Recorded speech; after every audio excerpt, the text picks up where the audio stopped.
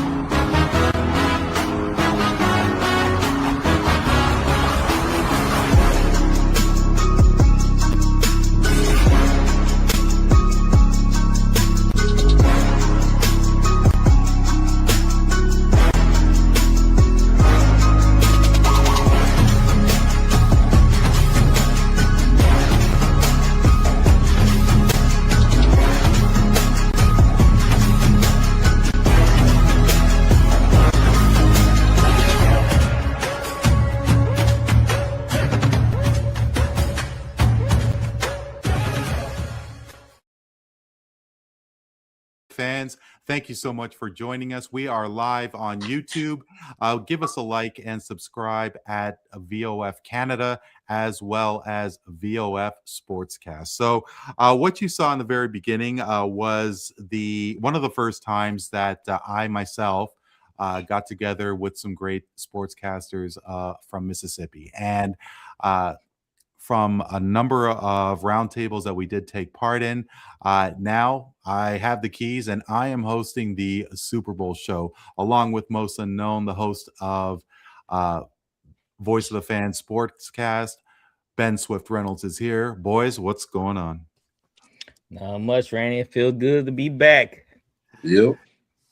Yeah, definitely. Hope you guys are having a great start to the year. And yeah, Super Bowl's already upon us. It felt like a few days ago when it was week 1. And we already know who is going for the Vince Lombardi.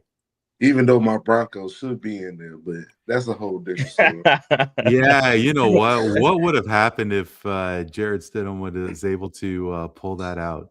I mean, it's amazing that Bo Nix had that injury. I guess it was one of the last plays of the game. The last play. Yeah. He gave it his all. Yeah. Yeah. No, I mean, but you have to feel confident for the next season. Isn't fair to say? Oh yeah, most definitely confident. I'm just, worried because we're so good. That's other teams trying to get our coordinators. I know some of our coordinators already left, but I mean, Sean Payton obviously still there. Van Joseph still there. So, I'm still fine. We should be back next year, strong. Yeah. No, and you know what? I'm rocking the Buccaneers gear, and Swift's got the New Orleans clothes on. And I guess the two of us should be bitter enemies. But look at the great friendship that we've had, Swift. Right. I don't really consider the Buccaneers a rival like the Falcons, so that's why we get along, Randy. Oh, is that right? Oh, okay. Yeah. No, fair enough. You know what, guys? Before we get into everything, and we are going to talk a little NBA as well. The trade deadline has come and gone, and some big trades had taken place. But I'm kind of curious, fellas. Like, I don't know how much traveling you guys do within the United States, but the Super Bowl is obviously in San Francisco. And for the both of you in Mississippi, you do have to travel. I know that New Orleans is just a stone's throw away. But if money wasn't an object and you had the ability to go to the Super Bowl, which city do you want that Super Bowl to be? Because there's a couple of options there, isn't there? That's a very good question. It had to be a warm state. Florida. Be cold.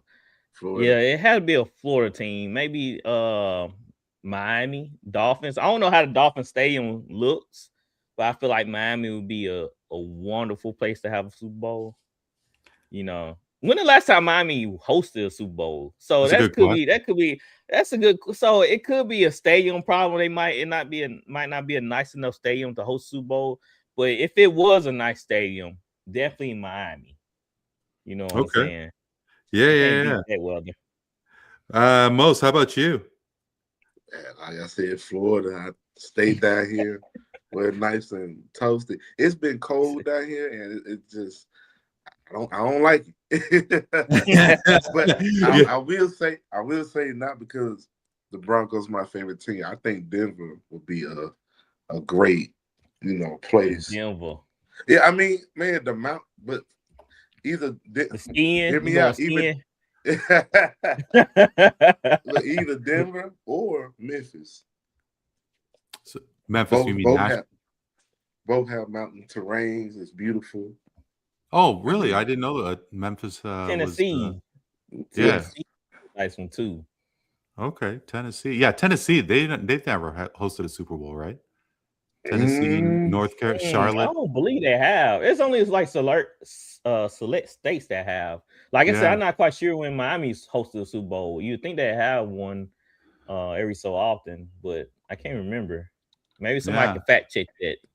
Yeah, no, I was actually trying to, but I guess I could only handle so many activities up. That's the perks of being the host, Randy. Yeah. I'm surprised. I'm surprised you boys didn't say Las Vegas. I got to tell you, my Canadian blood. I did see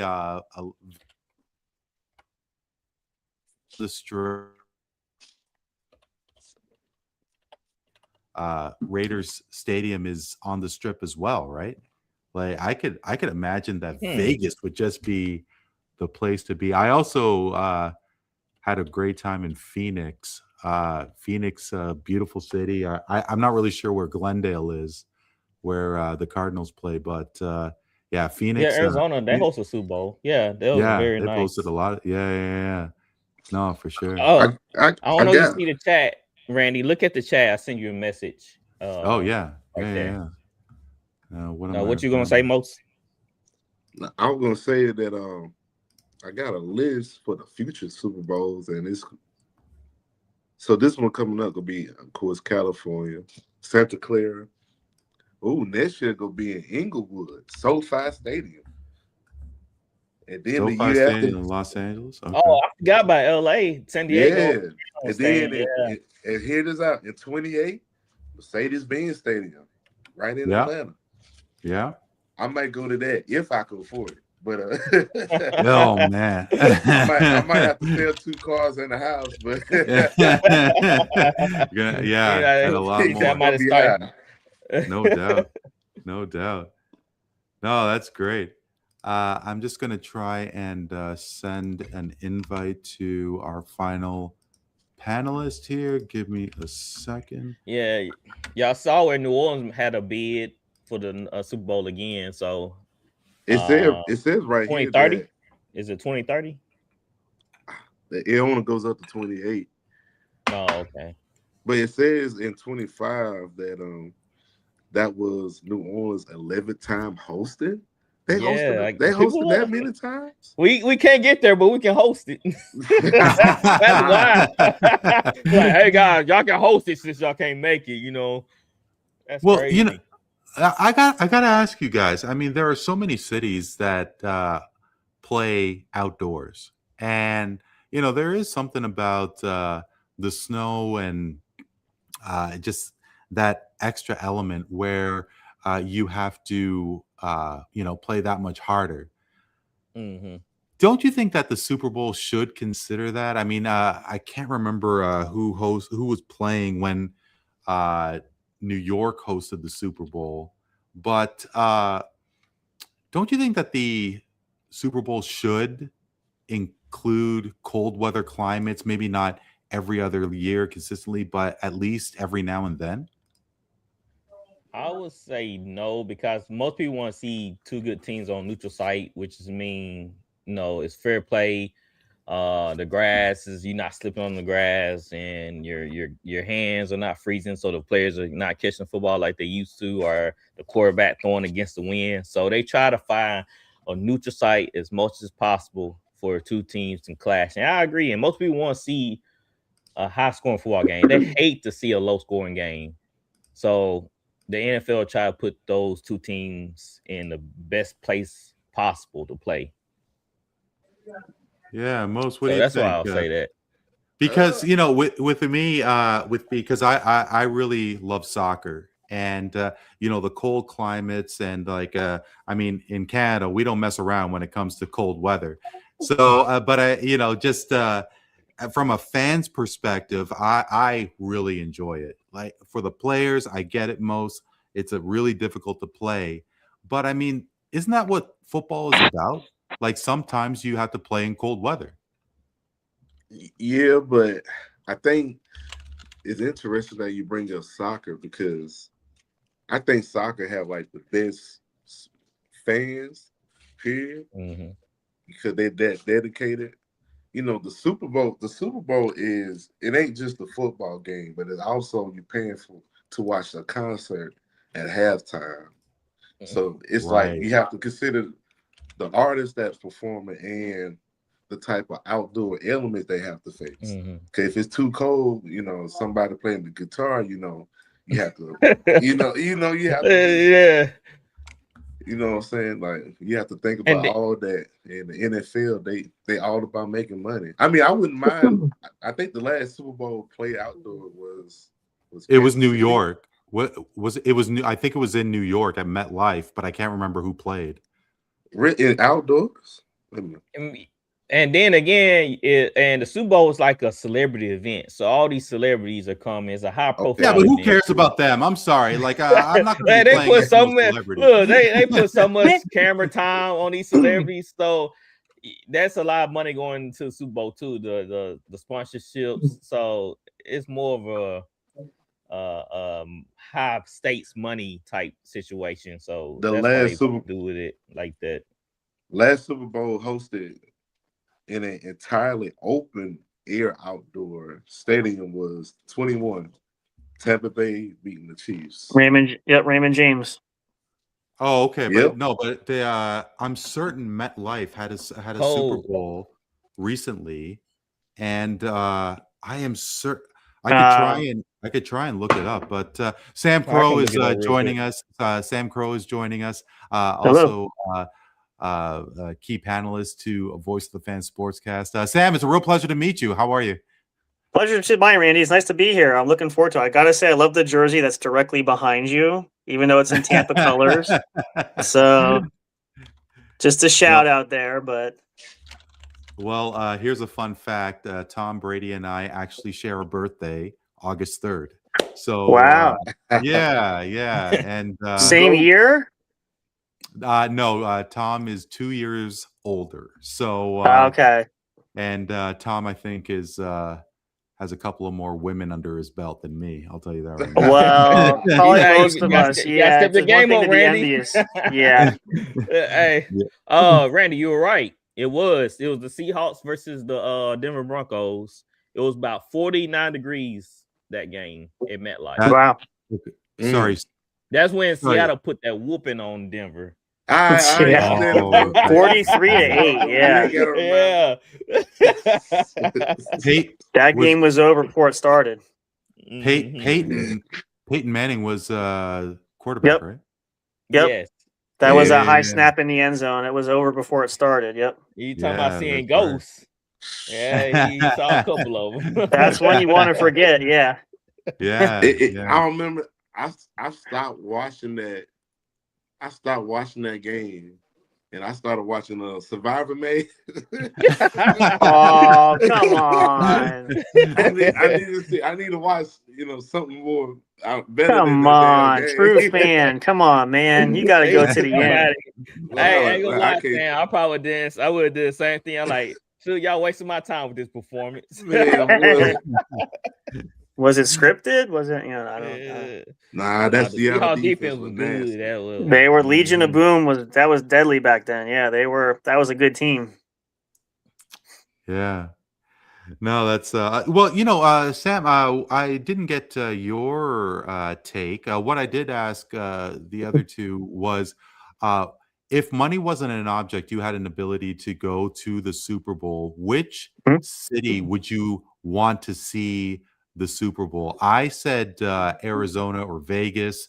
Yeah. I think most said Houston, Swift, and most said Miami.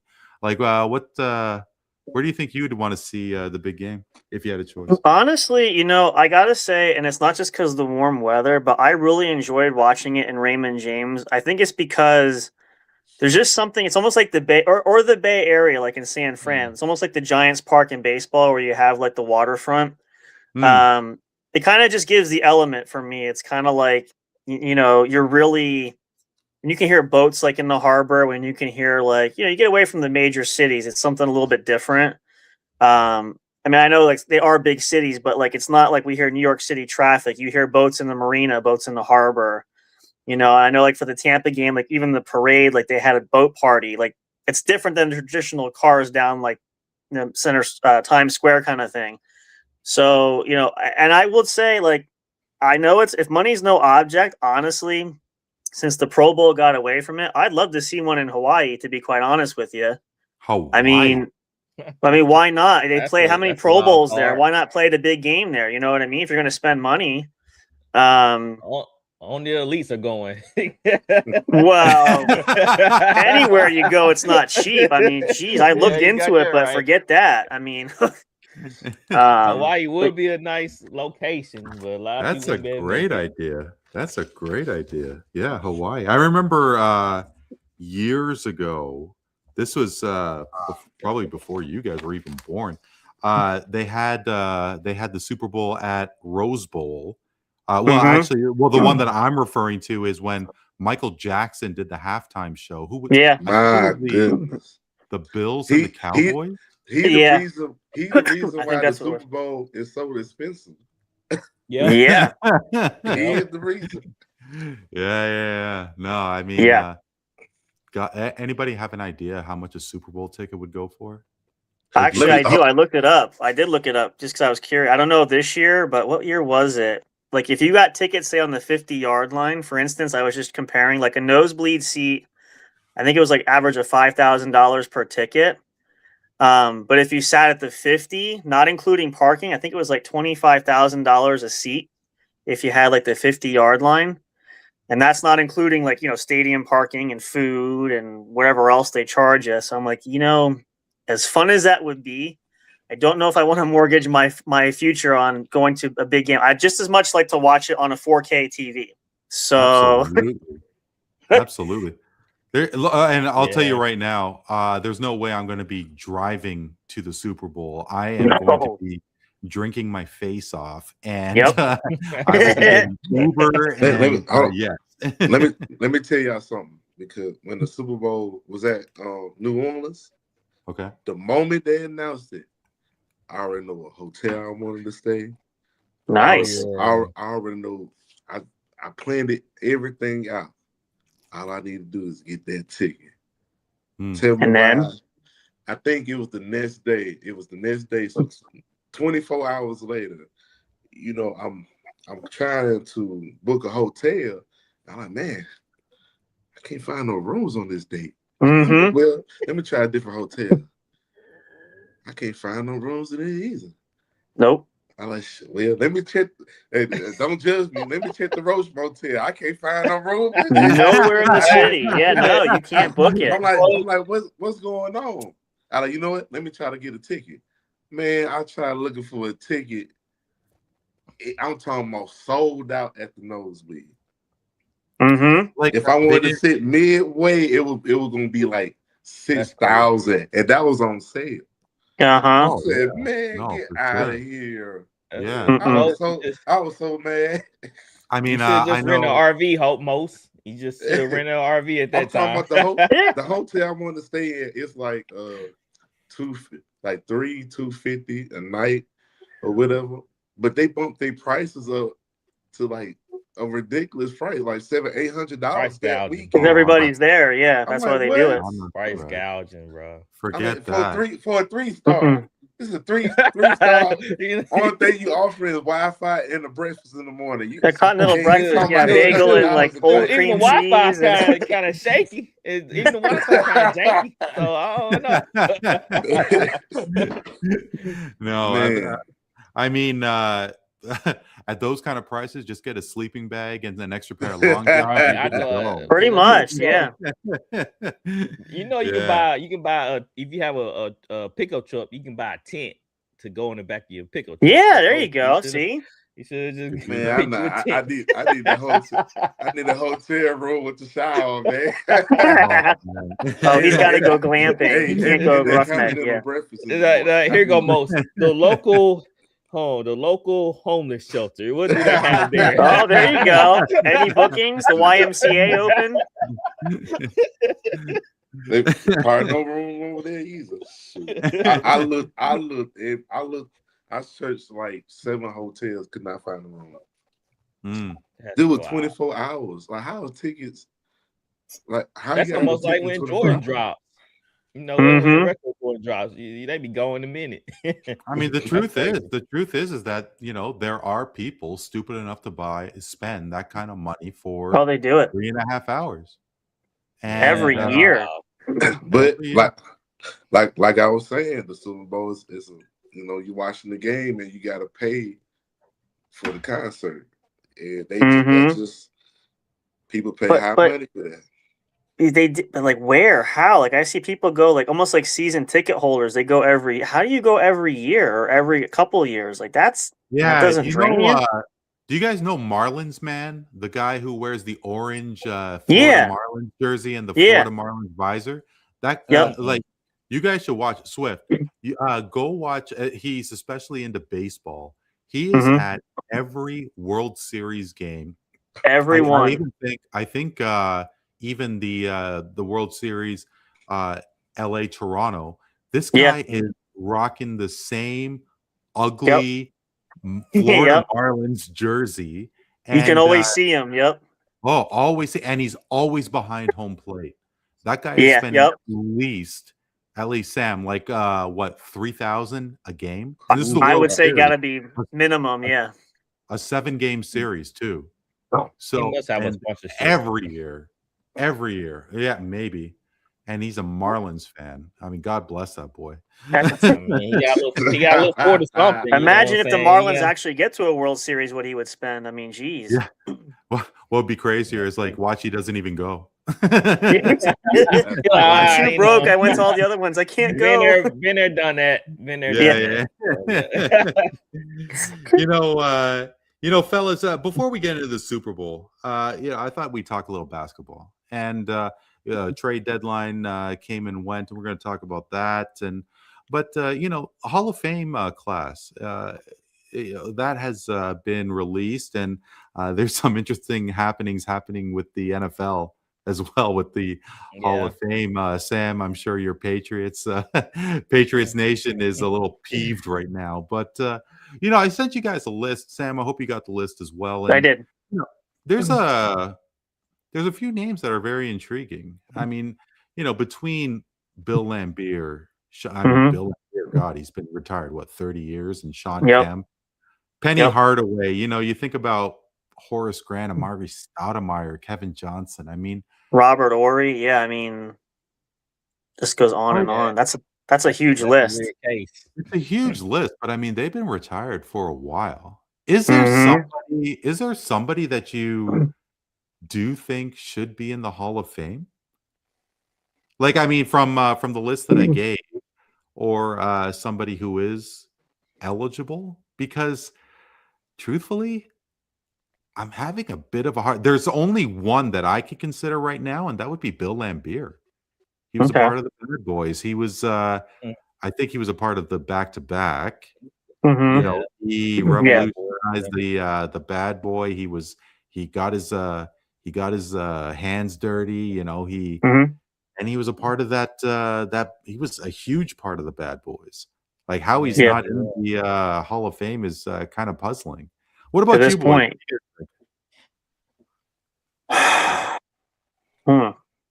That's tough. I would say Sean Kemp because of what he did in a short period of time.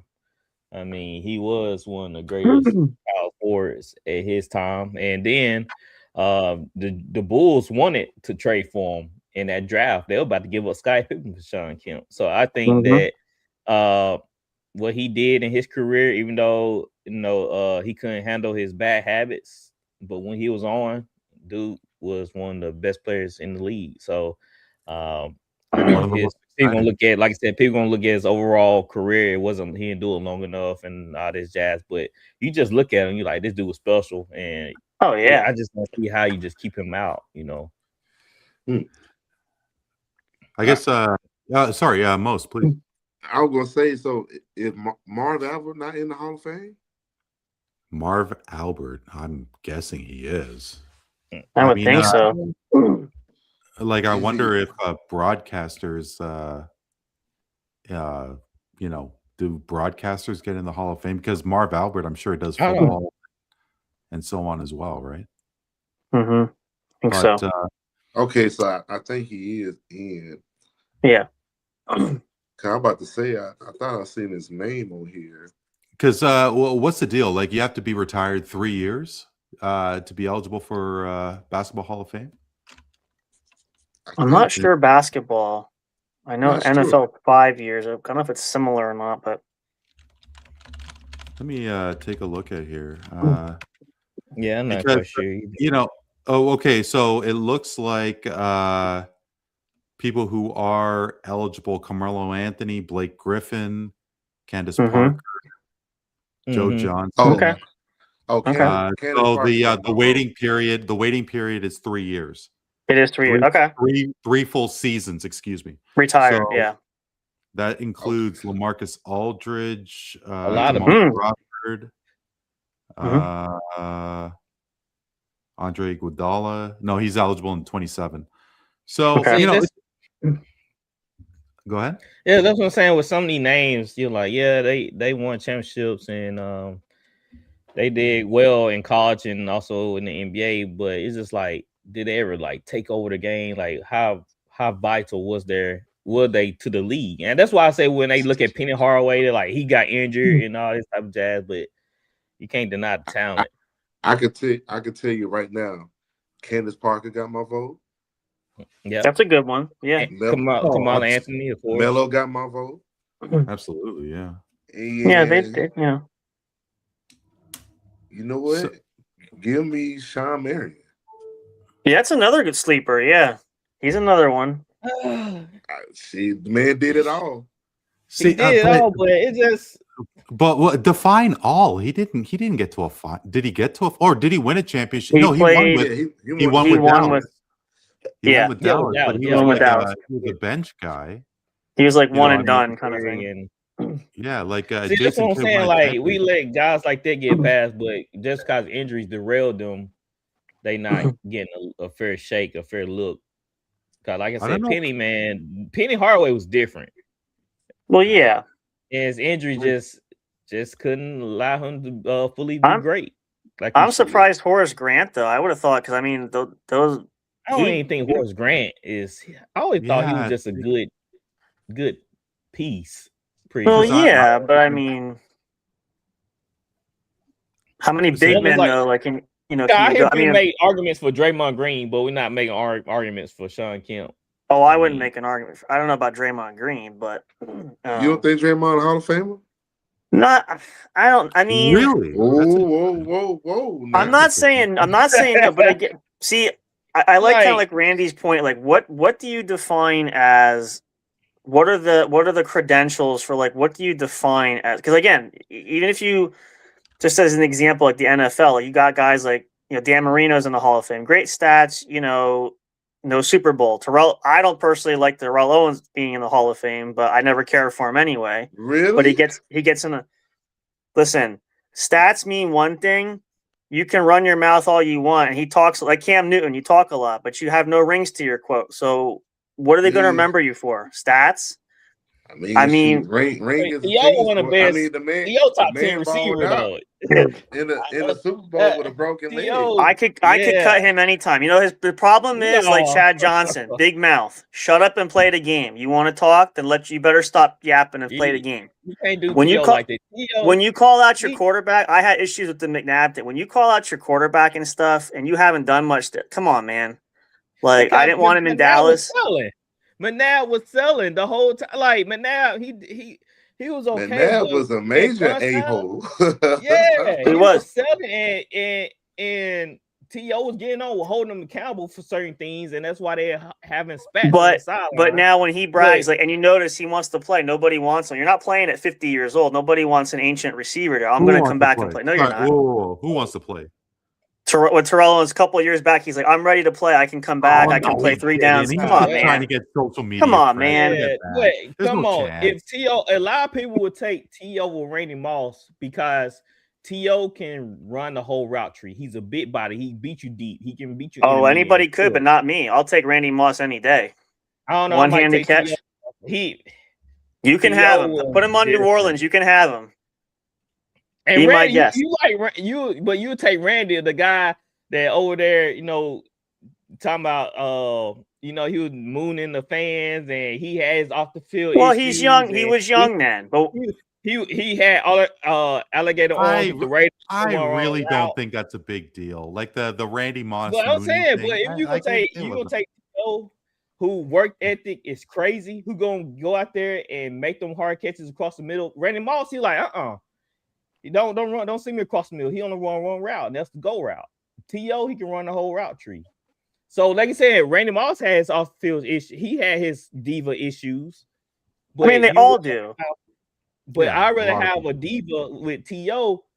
that's he passionate. He wants the ball. He gonna get things done. I mean, to the credit, I'll give him that. I'll give him that. Sorry, guys. Let me ask this question because Terrell Owens, who did he have as quarterback? Donovan McNabb. Then he had Tony Romo. Tony Romo. And he played in Buffalo and Cincinnati, which wasn't much to write home about. So he didn't have a quarterback with him. And Randy Moss, who was his main quarterback when Moss was in Minnesota? He had Dante Culpepper. Dante Culpepper. Dante Culpepper, Cunningham. And then Brady for 3 years.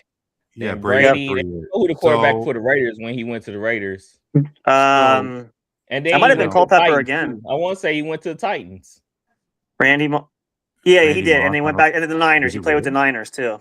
So Randy Moss played for the Niners briefly, very briefly. Yeah, fair enough. I mean, okay, I don't remember that, but it was very brief. Yeah, very short time. So I like to put that poll up. T.O. versus Randy. I think that was a very good poll.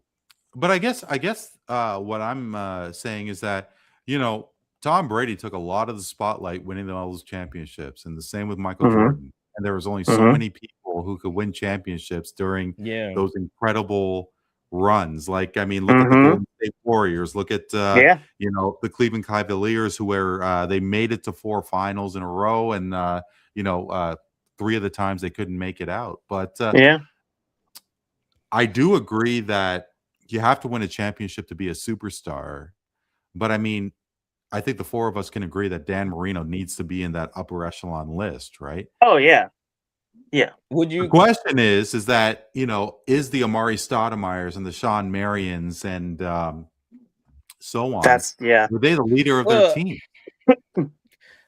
To be honest, the NBA let anybody into the Hall of Fame anyway. So I have a basketball question. Is Dennis Rodman a Hall of Famer?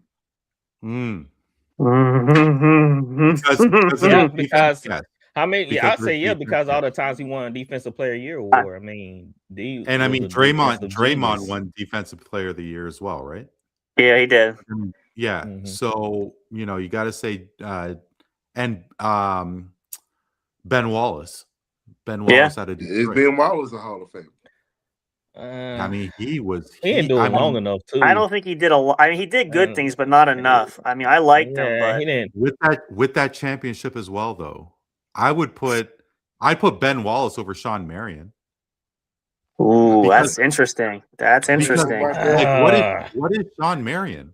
Sean Marion, I mean, he had jump and he had that really awkward shooting stance, and he never made a final. He never made a final. Underrated rebounder, defender. Yeah. I mean, he was good with his feet. He was athletic. I mean, he wasn't the top scorer necessarily, especially with the Suns, but he did his role. I'll fight. It's hard. It's hard though, but like it's hard. Well, think about this. Think about this, though. Even just to go back to the Marino point, Dan Marino said not long ago, they asked him, if you could go back in your career, what's the one thing you wish you could change? And he said, yeah, I held all the records for here and even in the collegiate level, but I really want the Super Bowl ring. If I could go back, I would really want to have the Super Bowl on my resume. But so every player going to. I think that's subjective, though. Some guys don't want. But some guys where they have the stats. Yeah, but that doesn't mean. Well, the Saints know a lot about that, don't they? Sorry, I had to do it. I had to do it one time. I had to do it one time. Sorry. No, but I mean, we do have we did have Michael Thomas, but some guys would rather have. They played. Just think about some of these guys that sign with these teams. They'll take the large contract with a very bad team, but long as stats intact, they good to go. They don't really. They don't care about the ring. A good example is Melo. Well, Melo. You said Melo. Melo, yeah. Russell Westbrook, maybe. But my thing is, people think since Melo didn't win, he's not a Hall of Famer. What? Crazy talk. That means Barkley. Barkley now. So what do people think about Barkley? I mean, dude was Barkley played, and he didn't win. Played in Jordan era. Barkley played in Jordan era. So, the thing with Melo, Sean Kemp, he made it to the finals, but I'm saying Sean Kemp took that Super Sun team to the finals to play against Jordan. And he just came true. That's true. I'll give you that. That's all it came down to. He just came up against Jordan. So I think the thing with Melo that I have an issue with is how many times did he make a semifinal? Right? I mean, those New York teams, they were not with the AI. No, they weren't. Maybe the Nuggets with AI yet. Yeah, the Nugget years. Maybe the Nuggets, but I mean, he spent a lot of time in New York, and that New York team was irrelevant. Like, I mean, sure, Melo won a couple of scoring titles, and sure, but so like Tracy McGrady, never won a playoff game. Yeah. Oh, McGrady was so. I feel like in the But as a Raptor fan, I kind of enjoy that, but I mean, like, whatever. We're not going to do that. Well, you had Vince Carter. I think the NBA is a little different, though. Cause I think it's an individual sport. Yeah. So if you have the stats, and also remind y'all that you're being judged. This is the Basketball Hall of Fame, so you're being judged from college. That's true. That's true. Yeah. From all the way to the time you were yeah, but most, I mean, is Christian Laettner a Hall of Famer? No, Bobby Hurley. Yeah, I mean, like Bobby Hurley. I mean, like that's why the NBA did revamp this. See, now we're splitting hairs. Now, I mean, it's they just that's didn't why have the NBA needs to separate their own selves. They just didn't have the consistency in the NBA. Yeah. But some people may feel like Melo really ain't a Hall of Famer, and it's like I don't see this man was top of his league in college. He has like 3-4 gold medals. Yeah, 1 year. 1 year. He 1 year, and he won. But see, college doesn't translate to the NBA. It's a whole new slate when you're starting. But it does though, Sam, because it's like. Not NBA Hall of Fame, is Basketball Hall of Fame. So they looking at your college. And Melo, did he not? He did at a high level at Syracuse. But then anybody could probably get in if you add those numbers. So I don't see. Not necessarily. Okay.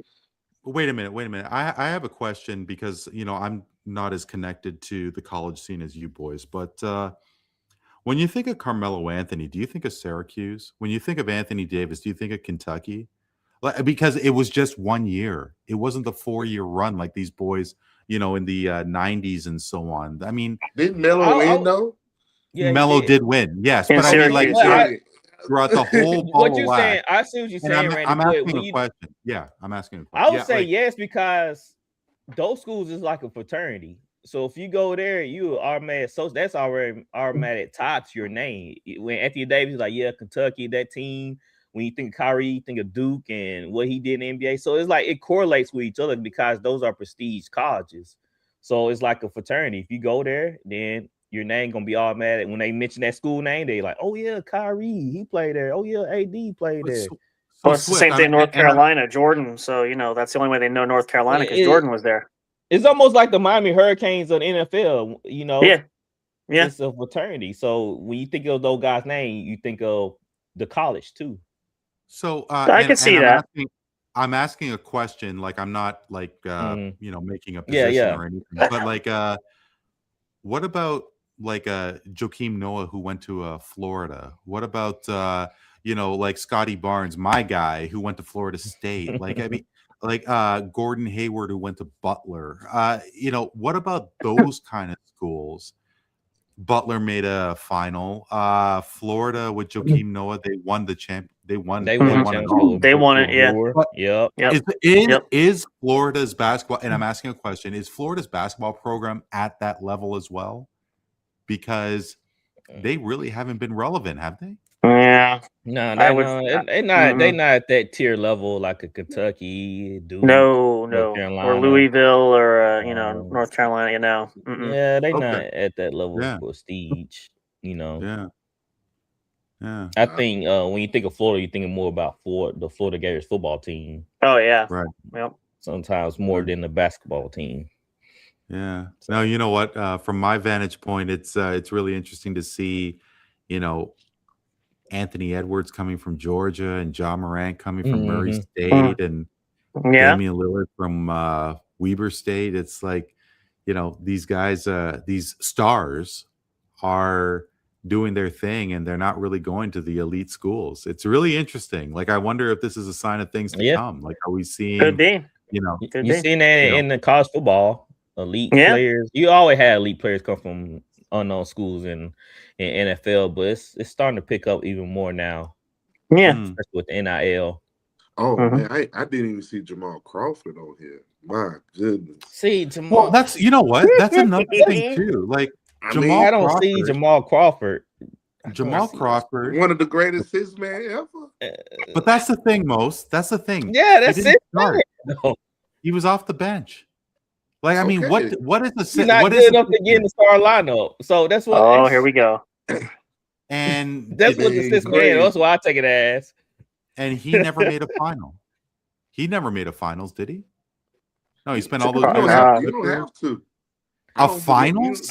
Yeah, I don't, Randy. I say this. I don't think a player has to play in the finals in order to make it to the Hall of Fame, either in NFL or basketball. I don't believe that. I just believe that they got. It helps though. One of the top players in the league at that time. When you talk about the top players, you mention their name. So if your name getting mentioned as one of the top players, then it's more likely you more deserving to be in the Hall of Fame, because not everybody can dictate their teams. Some NBA teams are more aggressive again to the championship by adding players and adding a bench, and some teams are not. So it's really about the hand you get dealt. Absolutely, and the hand you dealt. I feel really bad for a guy than just scoring. It's more ways you can affect the game. I see what you're saying, most. You saying Crawford? He did it. He did what he needed to do. Yeah, but even though the stats might not show it, he was that guy that you relied on. I get what you're saying. Exactly. I mean, if Jamal can't get in, then Manu don't deserve to get in. How I feel. Ooh. Wow. I don't know. Wow. I don't know about that, Mose. You lost your now. You're on your own. See you, buddy. No, yeah. But came off the bench. But by some of y'all logic, I mean, I But think they both Ginobili, are. man, Not in the Wow. beginning. He started in the beginning. Bruh, Not yeah, in the he was beginning. started, but even when he come off that second Yeah, second but team, he like Mondo leading. mostly came off the bench for the majority But of his you don't career. understand. He took over games, man. It was just like he was on another level. He was so good that it don't matter. He came off with the first team or second team, and sometimes he stayed on the first team, and that was like going huge runs just because of Mono. So Well, Ginobili, didn't Ginobili, wasn't he starting throughout the entire yeah, Spurs he, run? Like nah, the entire. as he got older, For the they early moved years, him. yeah, he was a for the starter. early years he did. Then he made the switch because it was a good call by Popovich. I mean, you have a great lineup. Why not mix it up? I don't think when I think of Ginobili, I don't think of him as a assist man. I think of him as a viable starter. Mm-hmm. That's what I think him. But Pop, he saw a vision. He's like, man, I'm gonna have a great first team and a great second team that is not gonna drop off when my stars come off the court. Yeah, so but that's what he did. Some of Manu's best games was when he came off the bench. Yeah, but he had that beginning. And I mean, when you think of the Spurs, and it's funny, you don't really think of Kawhi Leonard on the Spurs, even though he won and he won MVP, Finals MVP. But when you think of the Spurs, you think of Parker, Ginobili, and Duncan. You don't really think of. I mean, Kawhi Leonard is the fourth guy, and how many? That's five chips. 5 chips for Ginobili. 5, 4. Yeah. How many? He was with that. Yeah, 5. I won't say 5. He was with Tim Duncan for all of them. Yep. Yeah. I think one with David Robinson at least at the end there. Yeah. Man. And who knows? That's a tough who knows one. how many? Is Robert Horry Hall of Fame? Yeah, that's a good question. I was thinking that too. Dude. Robert Horry's on that list for is it the finalist list? He's on that list. Do he have y'all vote? I would vote for him. I mean, he's got how many rings. Chase.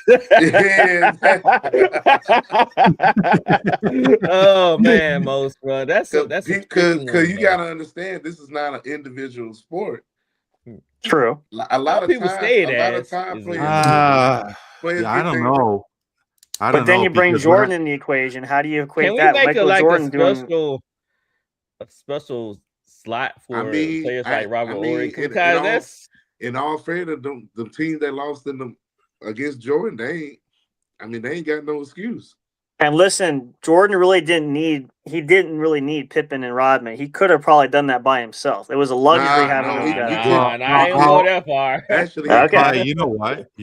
I know we're going off into so many tangents, but I'm going to say one of the most overrated players in NBA history is Scottie Pippen. Oh, I don't think. No, because here's what I'm thinking. Scottie Pippen is nothing without Michael Jordan. Nothing. Interesting. I wouldn't say that. Scottie Pippen. Sorry. So before you continue, if Scottie Pippen was the best player on that team would be nothing. Mm-hmm. So I mean, come on now. But they made the playoffs with him. With 100%. Scottie. I'm with you. But without Jordan, Scottie, or as the beneficiary to Jordan. Mm-hmm. That's what I'm thinking. I mean, you still gotta give him credit. It don't matter how he benefited. He's still guards. He's still a Hall They of wouldn't Famer. have 6 championships. They would not have 6 championships without Michael Jordan would not have 6 championships without Scottie. Okay, but then the same contest both ways. Pippen wouldn't have it either. They need each other. Pippen wouldn't have it without. They need each other. It's like Pippen could have won with the Trailblazers if they wouldn't going to jail the whole time. Well, that does complicate things. Yeah, I mean, but when you're starting fives in the behind bars, Portland did almost make it at some point. They did. Yeah, they had a good team back then. They had so much potential. Yeah, 100%. But I don't really know where we're how to pick up from here. That's okay.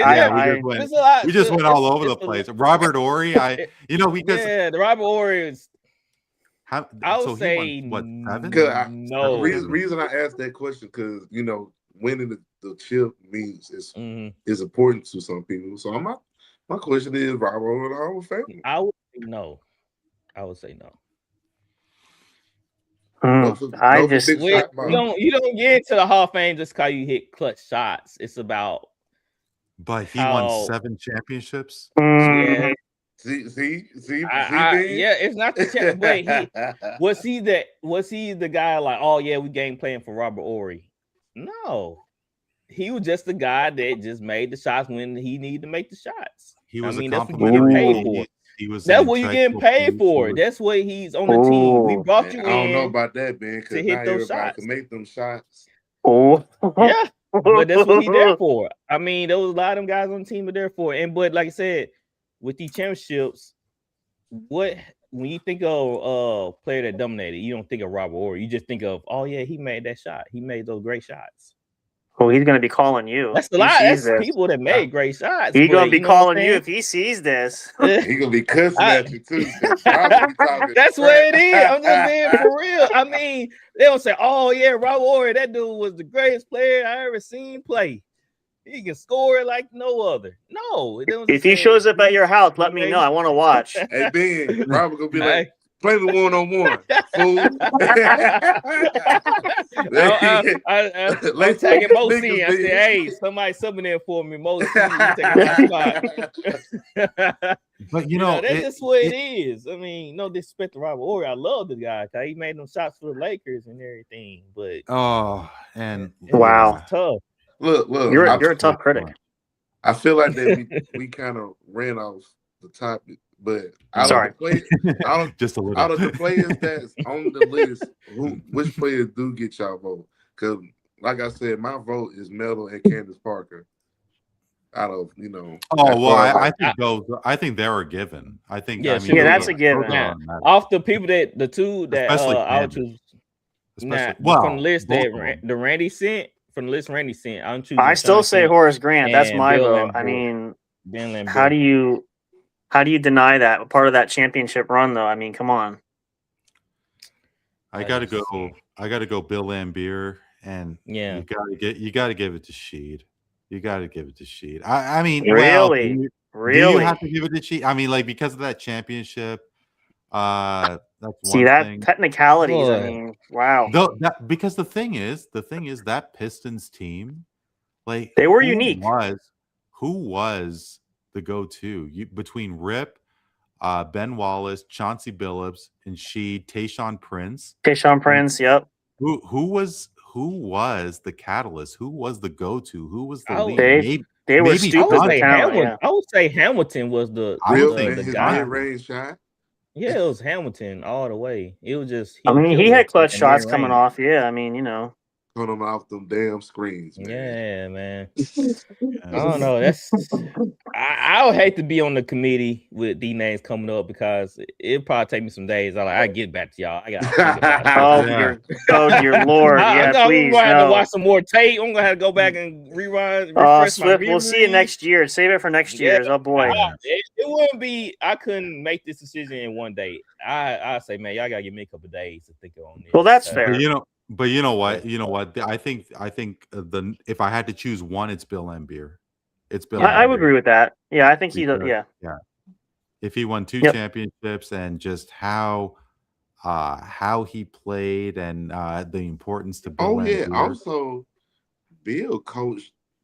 He won in the WNBA as a coach. Perhaps, I believe.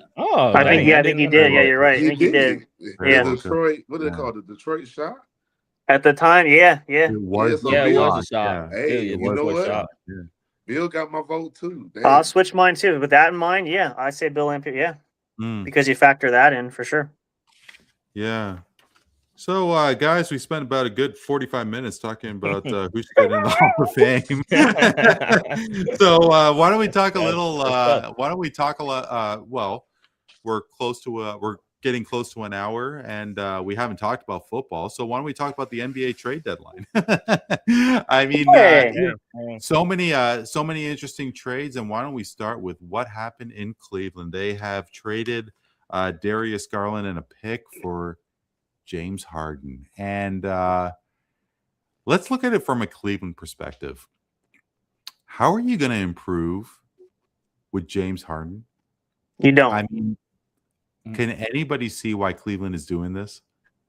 It makes no sense to me. I thought Garland, he was like a piece, like A centerpiece for the future. Yeah. Why would you? I thought he was like a piece they wanted to keep. So It's I was not kind of shocked that they traded. It's not for to Harden. disrespect James Harden, but he's my age. You're coming to the end of your rope here. He's not young anymore. Like at 37 years old. I mean, come on. I'm here for all the disrespect for Harden. Okay. Well, that's Kara Swift. He can call you. James Harden sees this, he'll call you too. Yeah, I don't understand it. I mean, I don't know, man. I mean, like with James Harden and Donovan Mitchell, like you have to think that those are two guys that want the ball. And well, did Cleveland really need? I know James, he's more of a point now. So did Cleveland need a point guard to facilitate the ball for him? Not really. No, I don't think they did.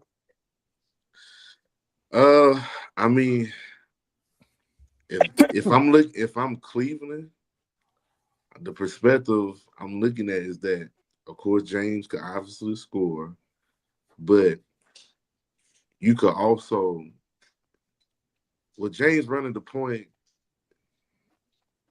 Jared Allen and Van Mobley might have more scoring opportunities. Well, that's one way. More pick and rolls, more pick and pop. So you think James Harden could be that facilitator where he could feed the ball? I mean, he was. Yeah, he did was for the with Clippers. The Clippers. Yeah, remind y'all that. What does that get you?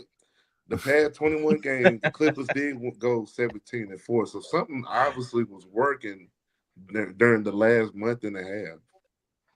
Okay, so let's look at it from that perspective. If you're Los Angeles, why are you making that trade?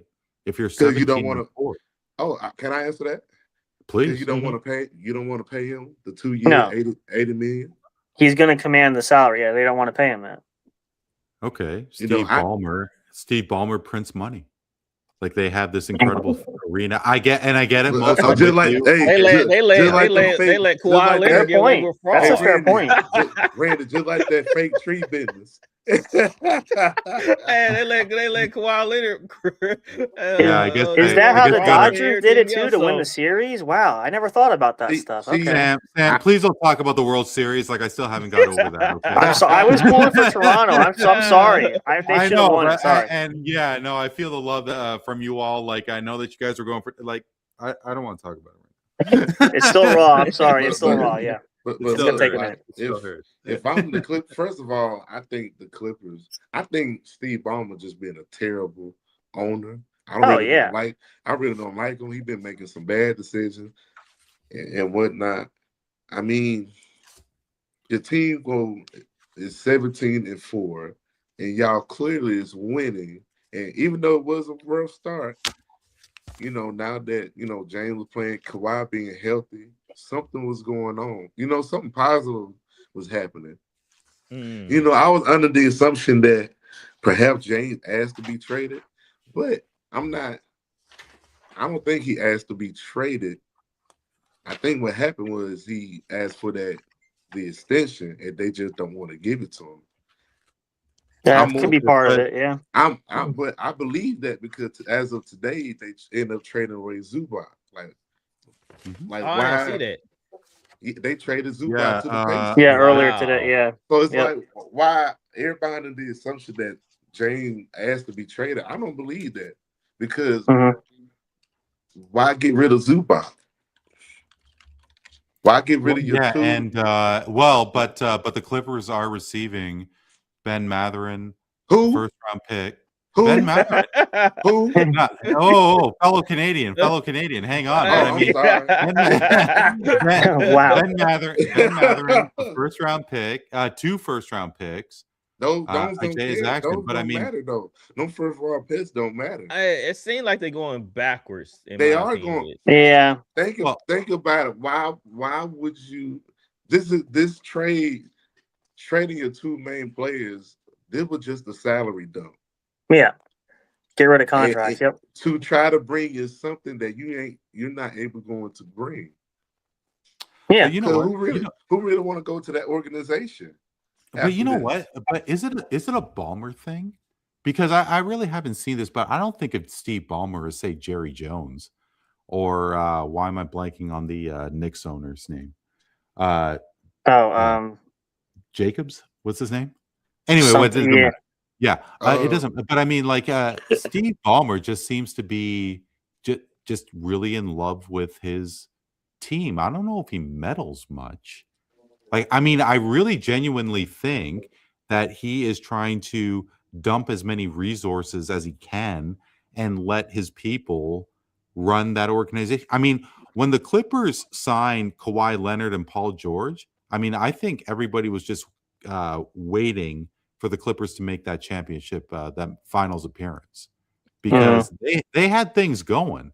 Now things went sideways, but I don't think you could blame ownership for that, right?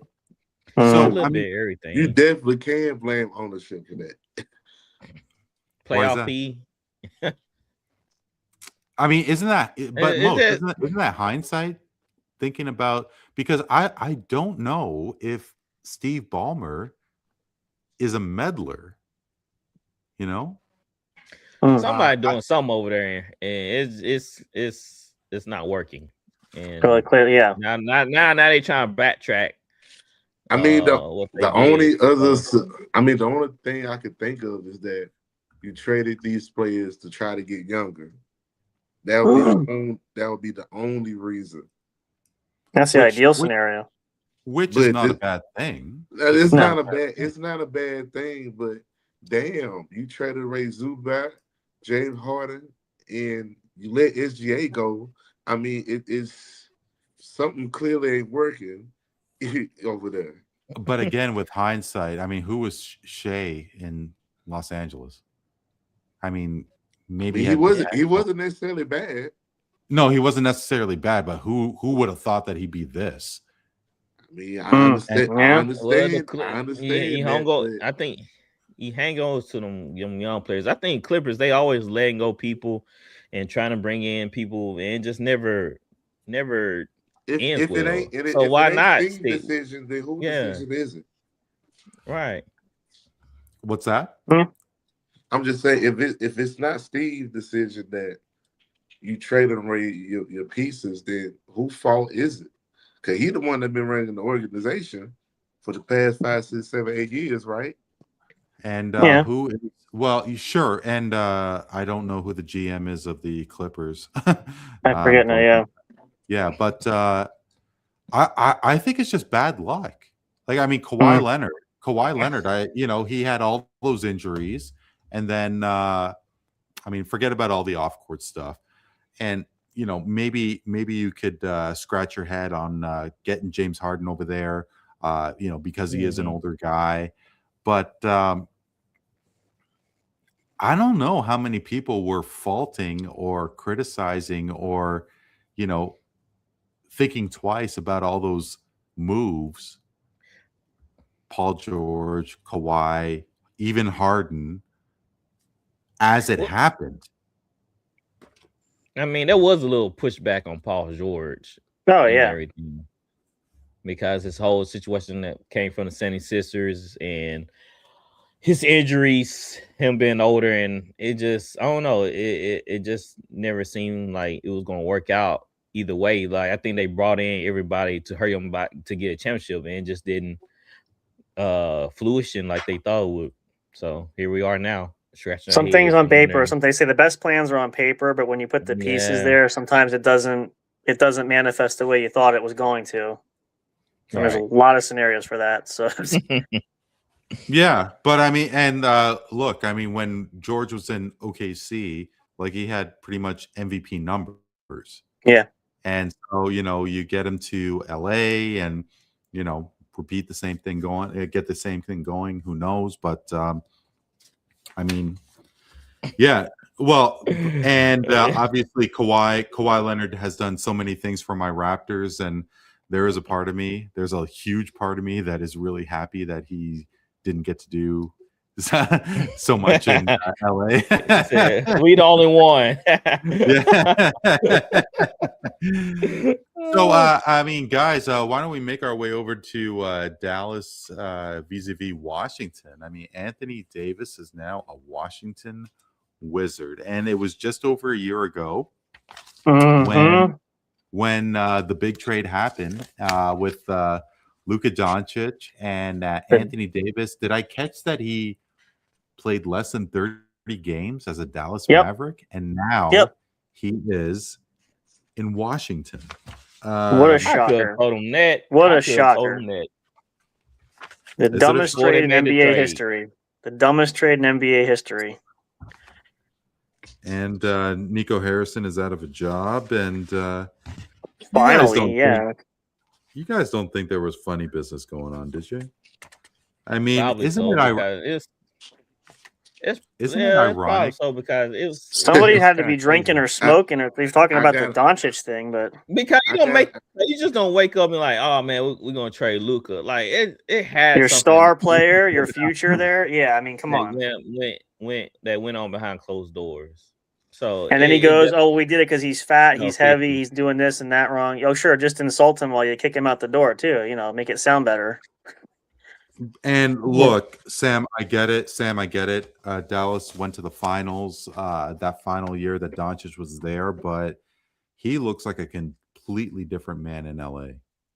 Just in terms of the way that, and the stature and so on. Like maybe he did have let himself go in Dallas. Why in the world though are you going to trade him for Anthony Davis? That's the ultimate question. But that's the thing. And Davis isn't in his prime anymore. He's broken down, injury ridden. If he was 19, like when he came in the league and you're trading, okay, you could say you're building a building block. But a 31-year-old Anthony Davis who's had how many injuries over the last few seasons, and again, he played less than 30 games in Dallas alone, and now you're shipping him off again, which is not a shock to anybody. I could have seen that coming last year, saying he's not going to be the centerpiece there. You can say what you want to make it sound better. But I mean, I give credit to Dallas. They still have Cooper Flagg, so at least that panned out for him. You have at least a centerpiece there. But even when you heard Nico Harris, when you hear him talking about it and trying to justify the trade, I'm like, dude, just stop talking, man. Like you're not making this sound any better. I mean, you shake up the whole league, and for better or for worse, you commit to it.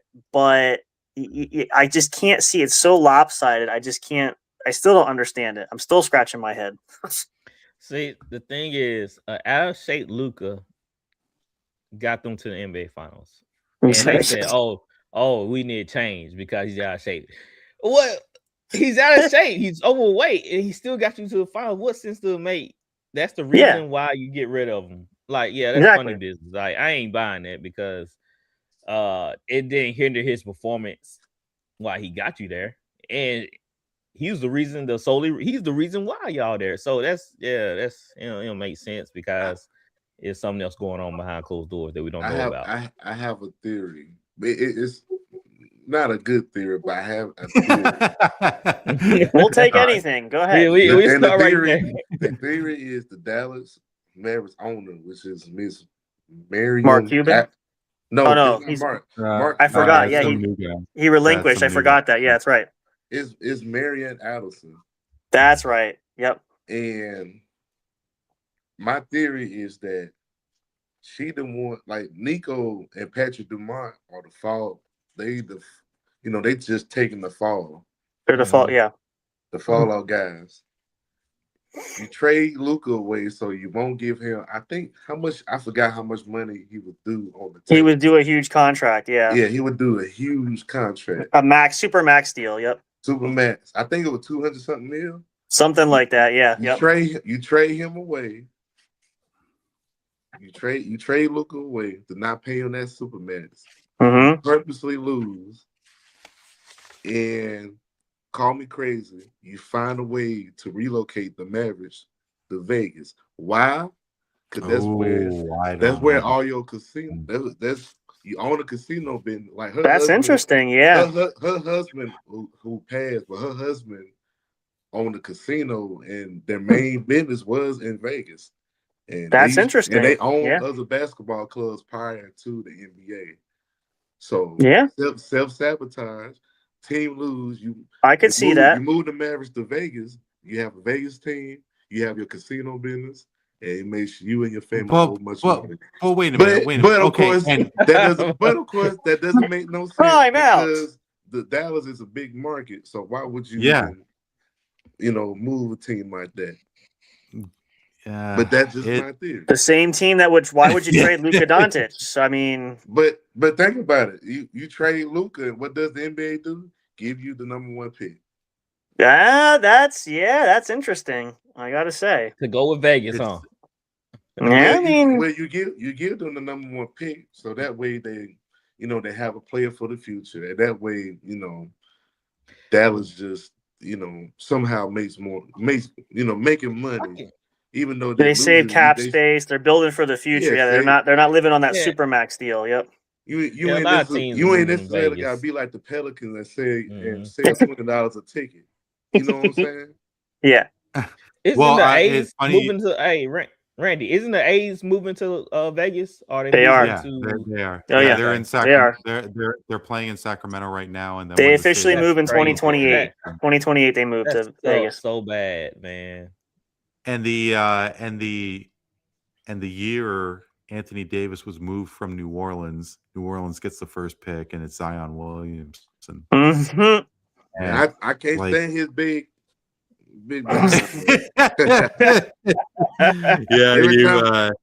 Every time I go to the game, he looked like me out there just sitting. Baby got back. Yeah, that's it. Well, we're going to talk a little Anthony Davis towards the end of the show, but interesting trade with Golden State and Atlanta. Golden State gets Kristaps Porzingis, and Atlanta gets Jonathan Kuminga and Buddy Hield. And try and make sense out of this one for me. I mean, Porzingis, he when healthy, he could be a vital piece. When healthy. Yeah, he was pretty huge for Boston, I suppose, when they. I loved him there. Yeah, he did what he needed to do, but long term, I don't know. And when you're thinking about long term in Golden State, the clock's going to strike midnight for Steph, Draymond, Jimmy Butler. Yeah, so they're getting older. I kind of. I'm sorry. Oh, please, Mos, go ahead. I was gonna say I kind of blame Steve Kerr for this and the Kuminga situation. Because one thing about it, Steph is averaging like 25, 28. He's your main scorer. Yeah, clearly. And I understand Kuminga been hurt, so he ain't been playing. But even when he was healthy, when I watched the Warriors, Kuminga could obviously score, but they ain't really running plays for him. You know what I'm saying? When there times he could be a good second, third option. He's more like the fourth and fifth option. Yeah. And coaches just one thing about coaches, when something worked the first time, they just stick with that. So I think Steve Kerr just, he on cruise control as far as how he coaching the team.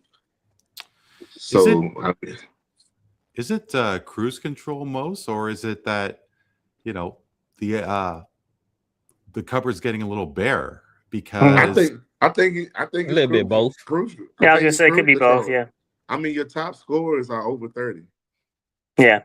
And over 35. Over 35, and that's even worse. When it comes down to the playoff, I don't think they're gonna last first, maybe second round. Nah, there's too many young teams that are gonna take them for a ride. They don't have the stamina. You're on cruise control because you're so used to this environment, being on top. Yeah, and Kuminga pissed because Kuminga like, I'm not getting the ball more, I'm not being involved, and there got to be some sort of change. So eventually you had to trade him. I blame Steve Kerr because of James Wiseman development. I thought James Wiseman was going to be something, but yeah, me too. Once Never again, manifested. Steve believed in, Curry, Clay, and Draymond. Plus, I mean, in all fairness, you had Curry, Clay, Draymond, and then Kevin Durant at some point. But still, you gotta. I blame coaches when it comes to players' development sometimes, because you really not develop. You have a young player that may not play much, but you got to develop that player. Sometimes you got to have that player evolve, and have them play these games. Look at Coop. My bad, my voice, but look at what Cooper doing in Dallas by Jason Kidd having him play point, so that way he understand the game and he understand how to use his height and his body, kind of similar to how Jason Kidd developed Giannis when he was in Milwaukee. Yeah, but Mose, who is James Wiseman? I mean, if he was that legit, then he would have found a home in another team. He would have found a chance with another team. I mean, I agree with I agree with that, but some people who knows it, his confidence. He showed promise. His confidence was probably shot down by that point. Well, yeah, because he made. So is that on Steve? Is that on Steve Kerr? Is that on Steve? Yeah. It's almost like a quarterback, you know what I'm saying? It's almost like the quarterback. He's with a bad team, and it's up to the coaches to coach him up. But when he leaves, sometimes he get newer coaches who believe in him and ignite a different fire in him. And some of these players, like you mentioned with Steve Curry, they get stuck on the old regime and they don't look towards the future. Eventually, Curry's gonna be gone. What's the Warriors gonna look like then? And right now, they haven't done enough. They haven't done enough developing some of these young players who I see promise in Wiseman and the other kids. So it's just like, what are y'all doing? No, sure, but where's your main goal here? But Curry is still there. Draymond Green is still winning. They going to this point of we'll try to get Giannis, and now they like that fell through the cracks. So what now? That whole premise of them was getting another superstar instead of developing what they already have and getting younger. Instead of now they got a whole bunch of old guys, and now they not even gonna get Giannis. So, but I mean, I don't think the solution would have been James Wiseman. That's what I'm saying. It would have been better to try to develop like the Spurs. Like the Spurs, they had all these guys that come through the well with Pop, and what they always do, develop within. They develop those guys, and they turn to something. Curry ain't into that. He just into we'll just let Curry shoot the three and let's just live in the past and hope we can win. But here's a question. Catching up with him. Don't you think Stephen Clay became Stephen Clay because of Steve Kerr? I mean, that's what I'm really wondering, because like nobody would have thought Steph Curry could have been this. Like, you have to think that Steve Kerr had something to do with it. I mean, you can't. Yes, somewhat. It's the same thing. Great coaching is like that with any players. I'm sure the thing could be said years ago with the whole Kobe Shaq thing. I mean, you had Phil Jackson, you had good leadership there. Obviously. Popovich doing what he did in San Antonio for the longest tenure, 24 years. I think it was 24 years he was there coaching. I mean, you don't have longevity if you don't motivate players and have wins. And obviously Golden State had, they went on a title run, multitude attempts at times. Same thing with, I mean, I don't want to say he's up there quite much, but I do like what Eric Spoelstra did with Miami, because Miami had a run back at that time. But you got to think coaching influence, the same thing, certain players. That's why certain players don't bond with certain coaches, or certain things that the coaches always say, we want to get the best out of our players. So I think you got to give him, I think for Steve Kerr, you got to, what he did when he came to town there. I mean, you got to give him some credit. I mean, I don't know if you give him all of it. You want to be fair, I'll give most of the credit to Mark Jackson. Okay. Well, that's fair. Why? I hear Mark Jackson all the time. He helped develop Curry a lot. I mean, And they fired Mark Jackson. I feel like they fired him at the wrong. I mean, is Curry didn't Curry win with his team? I mean, it eventually was Mark Jackson's team.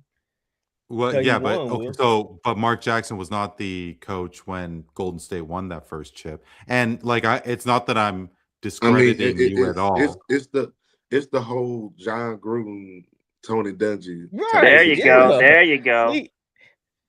I mean, he was there for Curry. Steve Kerr came in and did what Mark really couldn't do: develop an offense that worked. Right. Mm-hmm.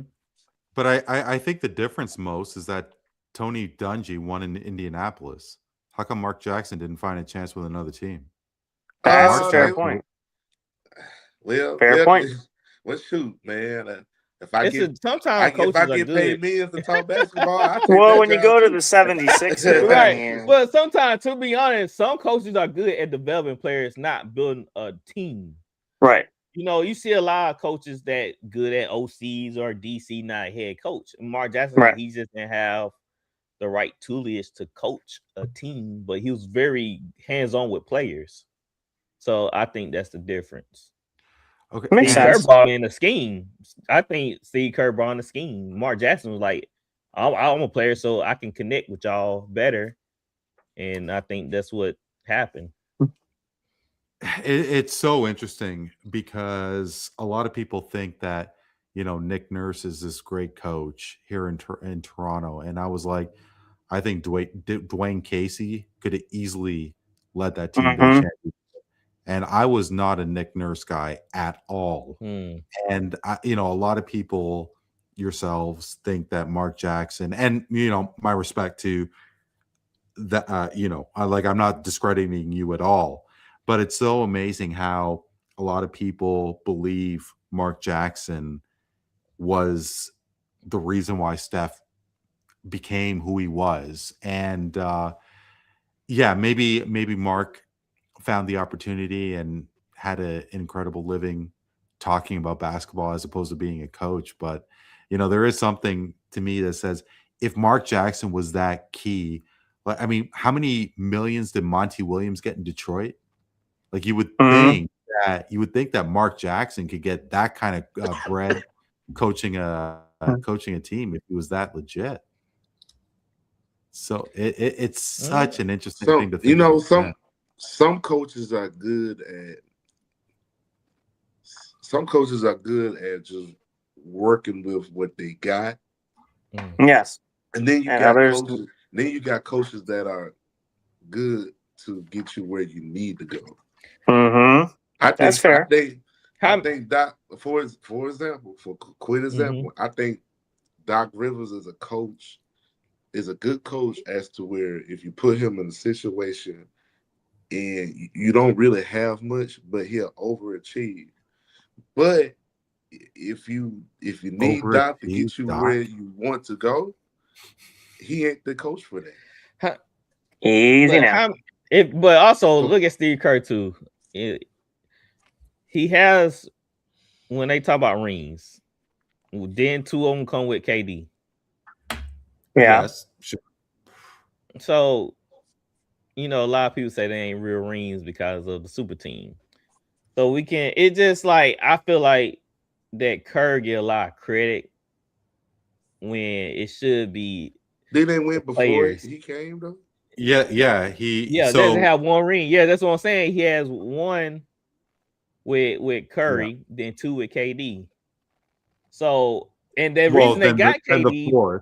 Then the fourth. Yeah, well, the 4. Yeah. The fourth against Boston. It's just like you look at his legacy, you're like, well, you know, he got done the first time without KD.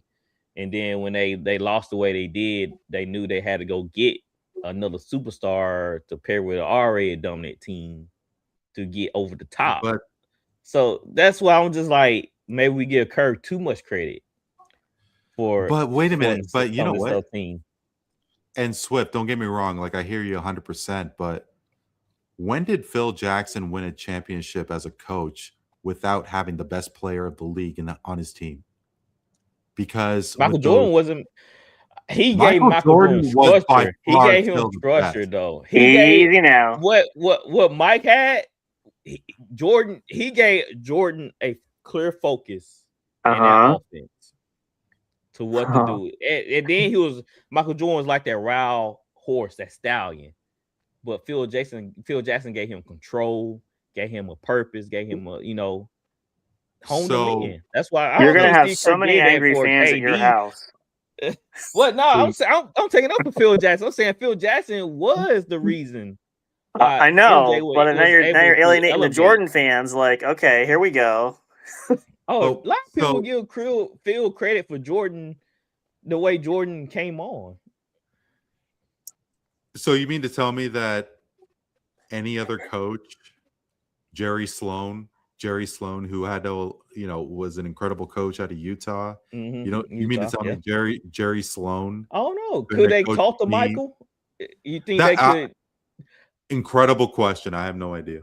That's another thing. Michael ego is through the roof. Were they able to get through him to make him buy in to what he wanted to do? You forgot when Phil Jackson first got there, they had spats, they had headbutting situations, but Phil Jackson was all the type of guy that he hear you out and he was cool, calm, collective. That's why they call him Zen Master, right? Also, Phil Jackson was running the triangle even back then, right? He did, yeah.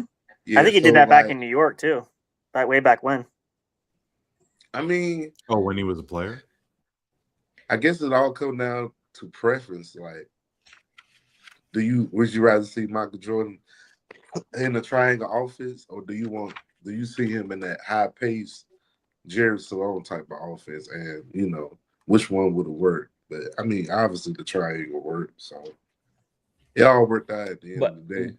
Yeah, that's it. But I feel like Phil Jackson could get to Michael's level to talk to him, to get in his psyche. Cause all coaches can't do that. All coaches can't get into a level where they can talk to them star players like that. Phil was a philosophical hippie nerd. Yeah. I mean, he let Dennis Rodman go rogue because he knew what Dennis Rodman needs, but Dennis Rodman gave him credit. He'll bring me in the office and we had. But it was controlled chaos, though. Like he still had control. He knew how to meet Dennis Rodman where he was at. So that was the difference. Man, I wish social media existed back then. I know. Oh my God! This isn't like Dick and Ricky Williams. Imagine coaching Dennis Rodman. I don't know what doing. I don't know what anywhere. On the side. Imagine coaching that. Hey, me, come to practice, man. 12 o'clock. That's me. I'm blowing Dennis up. I couldn't coach a player like Dennis because I'm more of a structural guy. I'm things gotta be this way. So I couldn't coach somebody like that. So that's what I'm saying. I feel like with who knows how things would went out. Salone would coach somebody else. Pat Riley. I don't know. Pat Riley, Larry Brown, Chuck Daly. I mean, Chuck Daly was take your pick. Yeah. It's like there was only one coach during those championships with Chicago, and then Phil Jackson goes to LA with Shaq and Kobe. Mm-hmm. Yeah, Shaq and Kobe. So, that's another thing. Who would deal with Shaq and Kobe beef? I wonder because Phil, he wasn't coaching in New York, right? He was GM. I really want to see Phil Jackson. I really want to see Phil Jackson as a coach where he didn't have Shaq, Kobe, Dennis Rodman, Scottie Pippen, and Michael Jordan. Okay, because that's why I'm going to say Greg Popovich over Phil. Interesting. Wow. Well, I mean, it makes sense. It makes sense. Duncan, Ginobili, Parker. Phil had Tony, Manu, Tim, and David Robinson. And Kawhi. The Admiral. You had the Admiral. Yep. And Bruce Bowen. Oh, yeah. Okay, no. Forget Bruce Bowen. I mean, Bruce Bowen is you can't Bruce Bowen. I can't stand Bruce Bowen, but you can't say forget Bruce. I think that dirty dude on that last one, man. I think that's too different. I think both of them are great equally. They just went about it different ways. So I don't know. Okay, you know what? Okay, so we're an hour and a half in. This is a Super Bowl show. We're still talking basketball. Right. We still wait for the Super Bowl portion. But Come on, no, bring you on know the what? game. That's what conversation's about, right? Like, I mean, like, you know, the fastest 90 minutes that have ever happened. But okay, so you know what? To the floor. If you had to choose between Phil or Greg Popovich, who would you choose?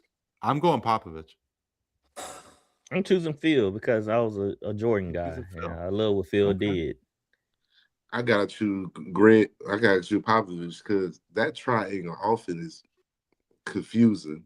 At least to me. Now, speaking as a former player, I tried to study it. I'm like, I hate this. I hate the triangle offense as a player.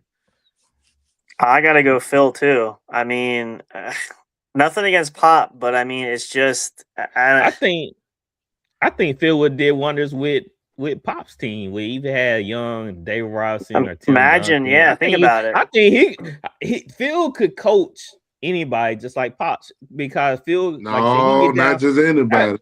I feel Phil get down to their level. So you think Phil couldn't understand Tim Duncan or David Robinson? Yeah, I think he could understand them and get them going. I mean, I don't see why not.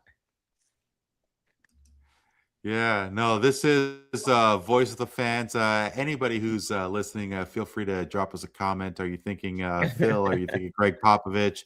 What do you think about the trades that did happen in the NBA? Do you have an ideal location of where you want to see a Super Bowl? Let us know what you're thinking here on the chat. And, you know, guys, why don't we make it to the gridiron? I mean, all right. Hey, the big game is on Sunday, but I mean, we're not going to talk. Really, is this Sunday? I didn't know.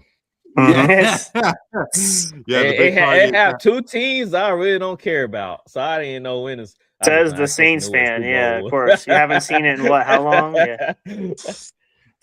So, you know, hey, those pesky New England Patriots are back in the show, and who would have thought it'd be this quick? Who would have thought that Drake May could lead the Patriots to the Super Bowl? But you know, before that, guys, I'd be remiss if I didn't talk about the snub that did take place between Bill Belichick and Robert Kraft, and. I mean, is one more severe than the other? I mean, you guys tell me, but how are you going to get 7 Super Bowl rings or however many? And Bill Belichick is not a Hall of Famer. I mean, and he's got 8 rings to total. If you count the Giant years, he's got 2. Can I get on committee? Can I put my hat in there? Do I qualify as a journalist? Depends on what you're going to say, so tread lightly. Go ahead. Me, you know what I'm saying? You know, I always get flack on my own show because I hold vendetta. Everybody thinks, you know, I hold the grudges for a long time. But if I had LeBron on my table, everybody know how much I hate LeBron. I would not deny LeBron the chance to get into the Hall of Fame. I would not vote against him just because I dislike him or the way he go about things or the way he treated me. It wouldn't matter. And these people that voted on Bill Belichick and Robert Kraft let their own personal feelings get involved. Mm-hmm. They didn't like how they must have said something wrong to him. They must didn't like what he did, what Bill Belichick is doing in North Carolina and with his hot young girlfriend or whatever. I don't know what they hating or something. 24 years young, yeah, and he's 72. I mean, come on. 24 years ago.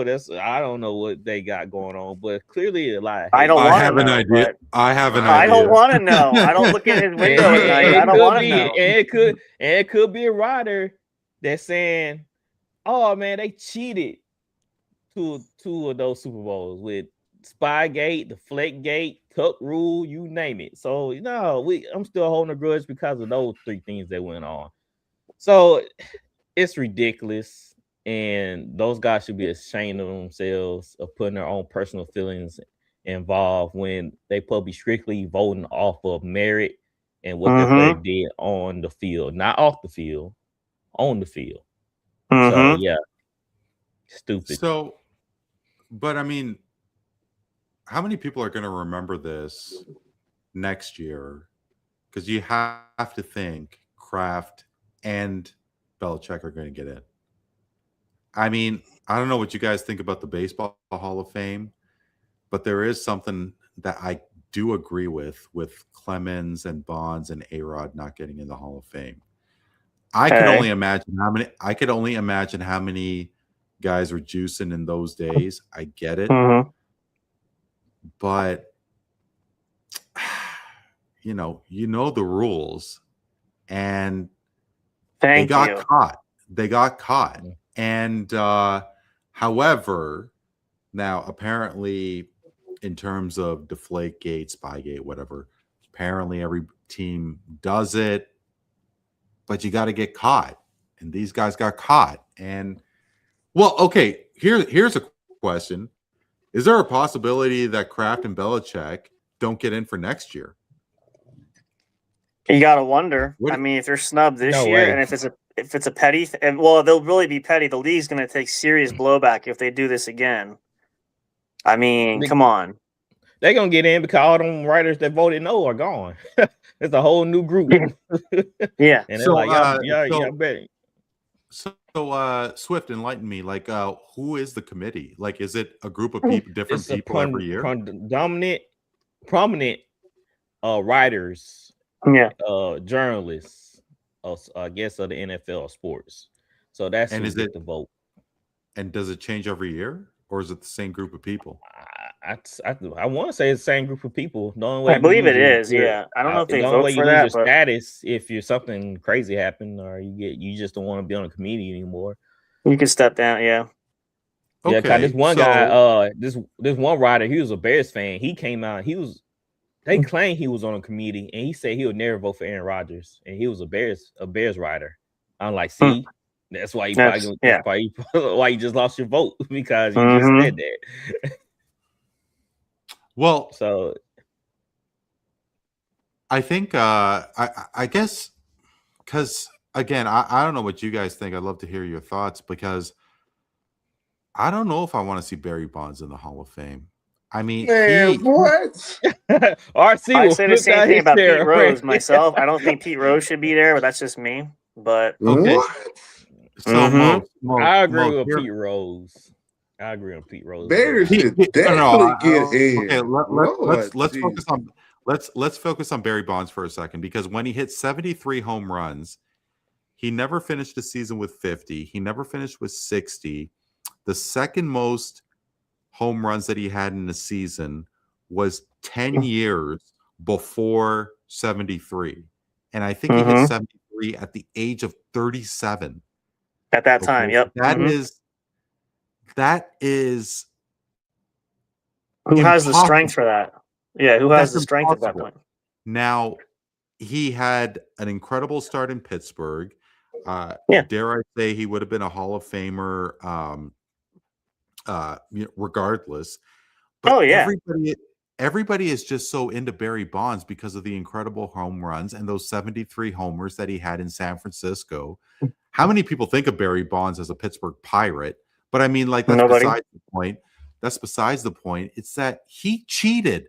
Roger Clemens, when he was with my Toronto Blue Jays, won 2 Cy Youngs the 2 years that he was in Toronto. He cheated. Juicing up. Right? And whatever A-Rod did, I don't know. And we do have a couple of comments here. What do we have here? Better watch out, guys. Sam Crow might ask for a flag because you breathed on him being a Patriot. Very funny. Very funny. And then we got, if Pete Rose isn't getting in, Barry Bonds definitely isn't getting in. Well, he's in now. And then to get into the Hall, you have to have class, and they both cheated. And that is from Boom. Derpy 513. I forgive you for the first comment, Derpy. I forgive you for that after that. The Baseball Hall of Fame is about prestige. It's a gentleman's game. So yeah, I can get that since these players cheated.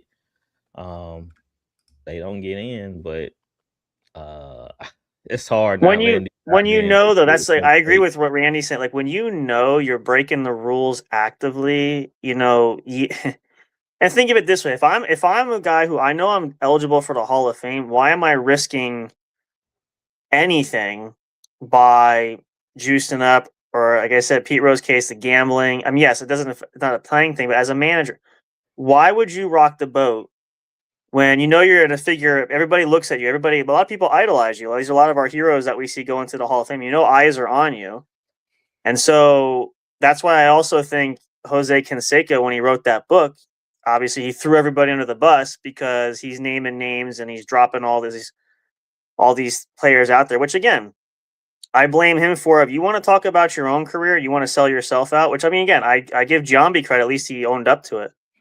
But to throw other players out there, if they don't share, they should share. But you're breaking the rules at the end of the day. Like, where's the moral compass here? If nobody's held accountable, then, and yes, I know people do a lot of things. Athletes have money, they do this stuff. Celebrities do it with money and stuff. But where do we set the example, and where is the accountability? If like in Bonds' case, yeah, great career. If he would have probably stopped playing before it all came up to the juicing and all that incident, he probably would have made the Hall of Fame years ago. Why did you feel the need to have to super enhance yourself? What was there left to prove? You're chasing Hank Aaron, okay? Maybe you're chasing the all-time home runs hitting, but if you have to cheat to do it, that's like even somebody said, I think was it McGuire at that time too, when he was juicing, or Sammy Sosa. It's not fair because those extra 70 home runs they hit shouldn't count because they were juiced up at that point. So if you can't do it naturally, and we said, at 37, he's hitting all those home runs. I mean, it's just not human. It's not possible. I don't think the steroids helped him hit the home run. I think they could already hit the home run. I don't know why they took steroids though. At 37, but Bonds at 37 hit those home runs. 73. They making contact. The steroid don't help you hit the home run. I mean, they had enough power to get out the park. How does that happen though? To have 73 homers at 37 years of age. I don't think the steroids played that big a part of them hitting home runs. I just don't. I would love to see your notes on that, Dr. Swift. Yeah, I mean, I mean, it don't make it. I mean, it can steroids. If I took steroids, am I gonna go out there and hit a home run? Okay, I mean, Swift, think about it too. Swift, you're a brother. You're a brother. I love with all my heart, but I mean, come on. Man. I mean, go back. Listen, go back. Make contact, guys. You still. But here's the question. Think about it. Look at what did Barry look like? He was thinner back in the Pittsburgh days. How did he? I mean, yes, you can work out, but how did he bulk up? But how do you bulk up that quickly? He got better. He got okay. Yeah. Well, he got better. Did he not? That example, Sam, I'm with. I don't really buy it because we all gain a little weight from our 20s to our 30s. Like, I mean, well, we do. But do you get more muscle? Do you see his forearms? Like, do you get more muscular in your late 30s? There, I'm with you. But I'm saying when the skinny Barry Bonds was still hitting a lot of home runs, I feel like I don't deny that.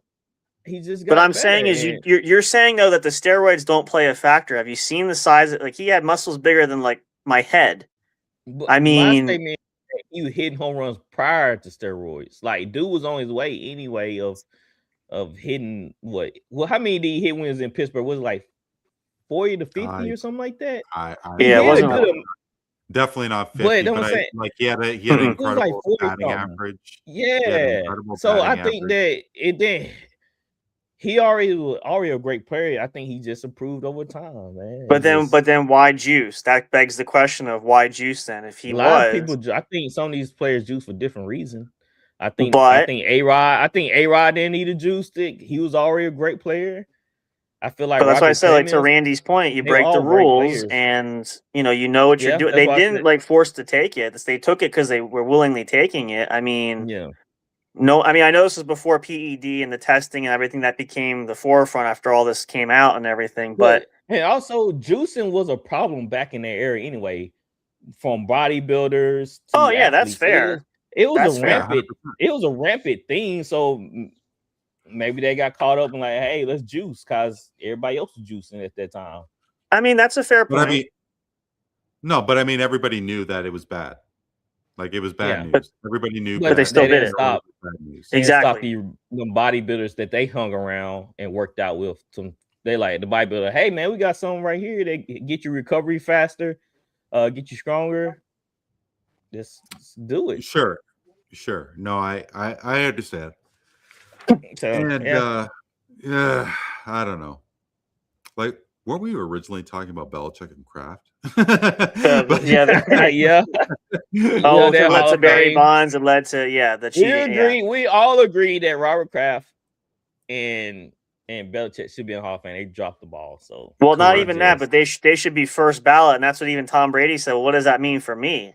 I mean, when it comes to my turn, are they going to snub me? I mean, they snub Oh, him for first no, they ballot Hall of wouldn't. Fame. I mean, how does that look? so There's no way you okay. snub Tom Brady for first ballot. There's no way. Well, we know that, but you wouldn't think Belichick and Kraft either. So I guess, trifecta. like, honestly, and that's the ultimate question. Did we honestly think that Kraft and Belichick was going to get snubbed?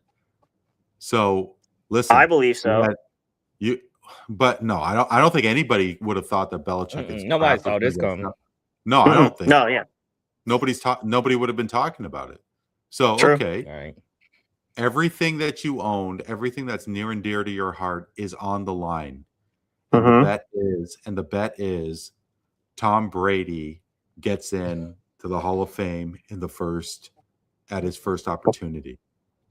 Where are you leaning towards? I honestly don't know.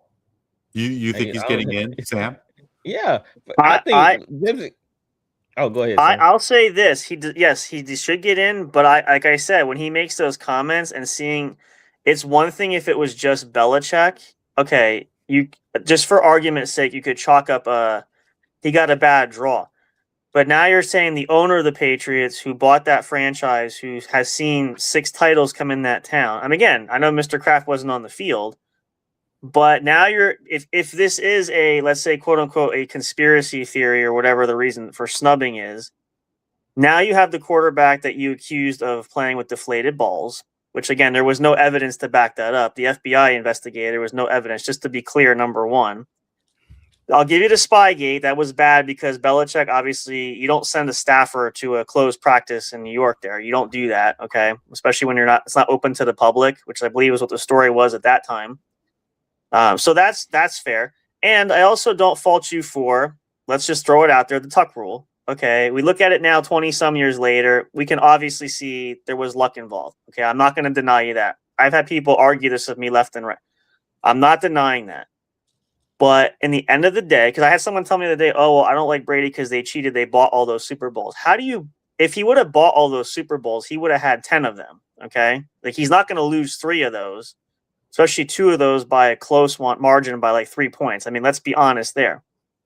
But when you look at a player who you can say what you want, argue, that's because I'm biased, the GOAT argument, this and that, what he did in his career, and I will say, for Randy's point, I followed him to Tampa. I do root for the Bucks too. Got to. I mean, Tom's part of that. So I was glad to see them win the Super Bowl in 20. I loved it, to be honest. I have the ring from 2020. So sick. Nice. when you see that though, and he goes his first season, he goes there. He's had 3 Hall of Fame careers. The first 10 years in New England, the second 10 years, even the last those 3 years in Tampa Bay. Who does that? Who else in the NFL has had and the longevity, 23-year career, and did it at I will say I'm a little salty that 2021 at 44 in Tampa, when that was probably his best year. He threw for, I think, almost 5,000 yards, and he loses to Aaron Rodgers in the MVP voting race just because his interception ratio was a little bit worse. But who does that? Who plays at a high level? Who's had the success? And now you're saying if it comes to a first ballot, he's eligible in 2028, assuming he stays retired, which I think he would at this point. Yeah, but if they snub him, then you got to say, okay, it was Belichick, Kraft, and now the GOAT of the argument of GOAT of quarterbacks. If you snub him, I really think something's going on, because he should not be denied first ballot. I mean, if you watch all those games, I mean, come on. Well, definitely something is going on. I mean, like, it's not. I don't think it's going to happen because too much pushback on Belichick. And you would think after this, you would hope so. I wouldn't. If I was Tom Brady or anybody else, I wouldn't worry about him not getting voted first ballot, because even the NFL released a statement like, yeah, we're doing an investigation on the guys that said no. So that tell you they serious about it. Because when you think about like Belichick, aside from the whole scandals, 6 titles in New England, he won 2 as a defensive coordinator with the Giants. He coached Lawrence Taylor back in the day when the Giants had, that's 8 rings. I mean, and I know a lot of players. I think Ryan Clark said it. A few analysts said it. What do you have to do? Like, if that's not enough to get you a first ballot in the Hall of Fame, like, I forget who else. A couple other guys came out and said it. I mean, it's a fair point. Like, are you just being petty? Are you snubbing it because you're upset? And again, I know the Patriots in a Super Bowl again. I know Belichick's not coaching, but like, what is the? We talked earlier. Like, what are the standards? What's the accountability? What are the measurements? Who do they decide this? I don't even think it's a standard. Them people are just hating. Exactly. That's exactly my point. You're just making it personal. Yeah, you're not looking at the accolades. You're picking the person, saying, "Oh, it's because it's you." Because I think he fell one. He was short by 1 vote. He was shy by it for the majority he needed to get in. I mean, seriously, like if it's that close by the skin of your teeth. I think we could all concede that there was something going on for sure. Has to be, yeah. But, well, yeah. I mean, it's a given. I mean, there's no way that you could have that kind of success and not get entry into the Hall of Fame. You have to think that there was some discussion to take place. But does that voting committee have the guts, if you will, to exclude Tom Brady from that first year? And I'll be curious. If that does happen, you'd have to think that the NFL or Canton will take a look at the voting process and overhaul it and change it, because I have to. You have to think that Tom Brady is a unanimous choice to be in the Hall of Fame. Because a lot of guys have gotten in for less. I mean, again, I'm not saying it because I'm biased, but when you look at it from pure football, like how many guys a lot of guys we've seen get in for a lot less. And again, it's kudos to them because everybody has their own career. But when you have one like what Tom had, to say, okay, he's not a first ballot or we're going to snub him. Like people have been saying it. He wasn't nearly close to retirement. Oh, he's a guaranteed first ballot Hall of Famer. Just, winning 3 rings and then winning 4 and 5 and et cetera, et cetera. And then of course it was the question, which is my favorite, was people ask, oh, he goes to Tampa. Well, what if he doesn't win in Tampa? Is that going to tarnish his legacy? No, it's a separate thing than what he did in New England. And he said, I went to Tampa to do something else. Like it doesn't reflect on, you can't take away the 6 rings and the 20 years in Foxborough. And I'm glad that Tampa Bay won in their home stadium. First team ever, by the way, shout out. But you know what I mean? Like when you see that though, it's just icing. It's like a cherry on the parfait, he winning at Tampa and elevating that city again, which rightly so deserved it. Hadn't been to the playoffs in since 2007, I think was their biggest run at that point. So when you do all of that, and again, Brady even surpassed Montana. Joe Montana couldn't do that. He went to Kansas City, couldn't take him to a title. Who was Brady's? He came close. So if guys are going to get in for less than that, and you're saying to Tom Brady, just because you're tied to this cheating, quote unquote, if you want to call organization or whatever, it didn't play fair and all the names, blah, blah, blah. It's just pure, it's purely petty for me. Again, it's just because of you're denying it, just because you're upset with, for any reason. It's not because of accolades. It's you. So, but I agree too. If he is snubbed, which I'd be shocked too, but I was also I didn't even know Mr. Kraft was up for the Hall of Fame. I knew Belichick was, so to see back to back, I'm like, that was pretty shocking. But if you do throw Tom in there, something has to change because obviously there's a pattern, clearly. So yeah, which we've already confirmed. Yeah. Yep. But it's unfortunate. But I think they'll get there. You can't keep them out forever. They will get there. That's ridiculous to even say. They'll never get in there. That's just completely.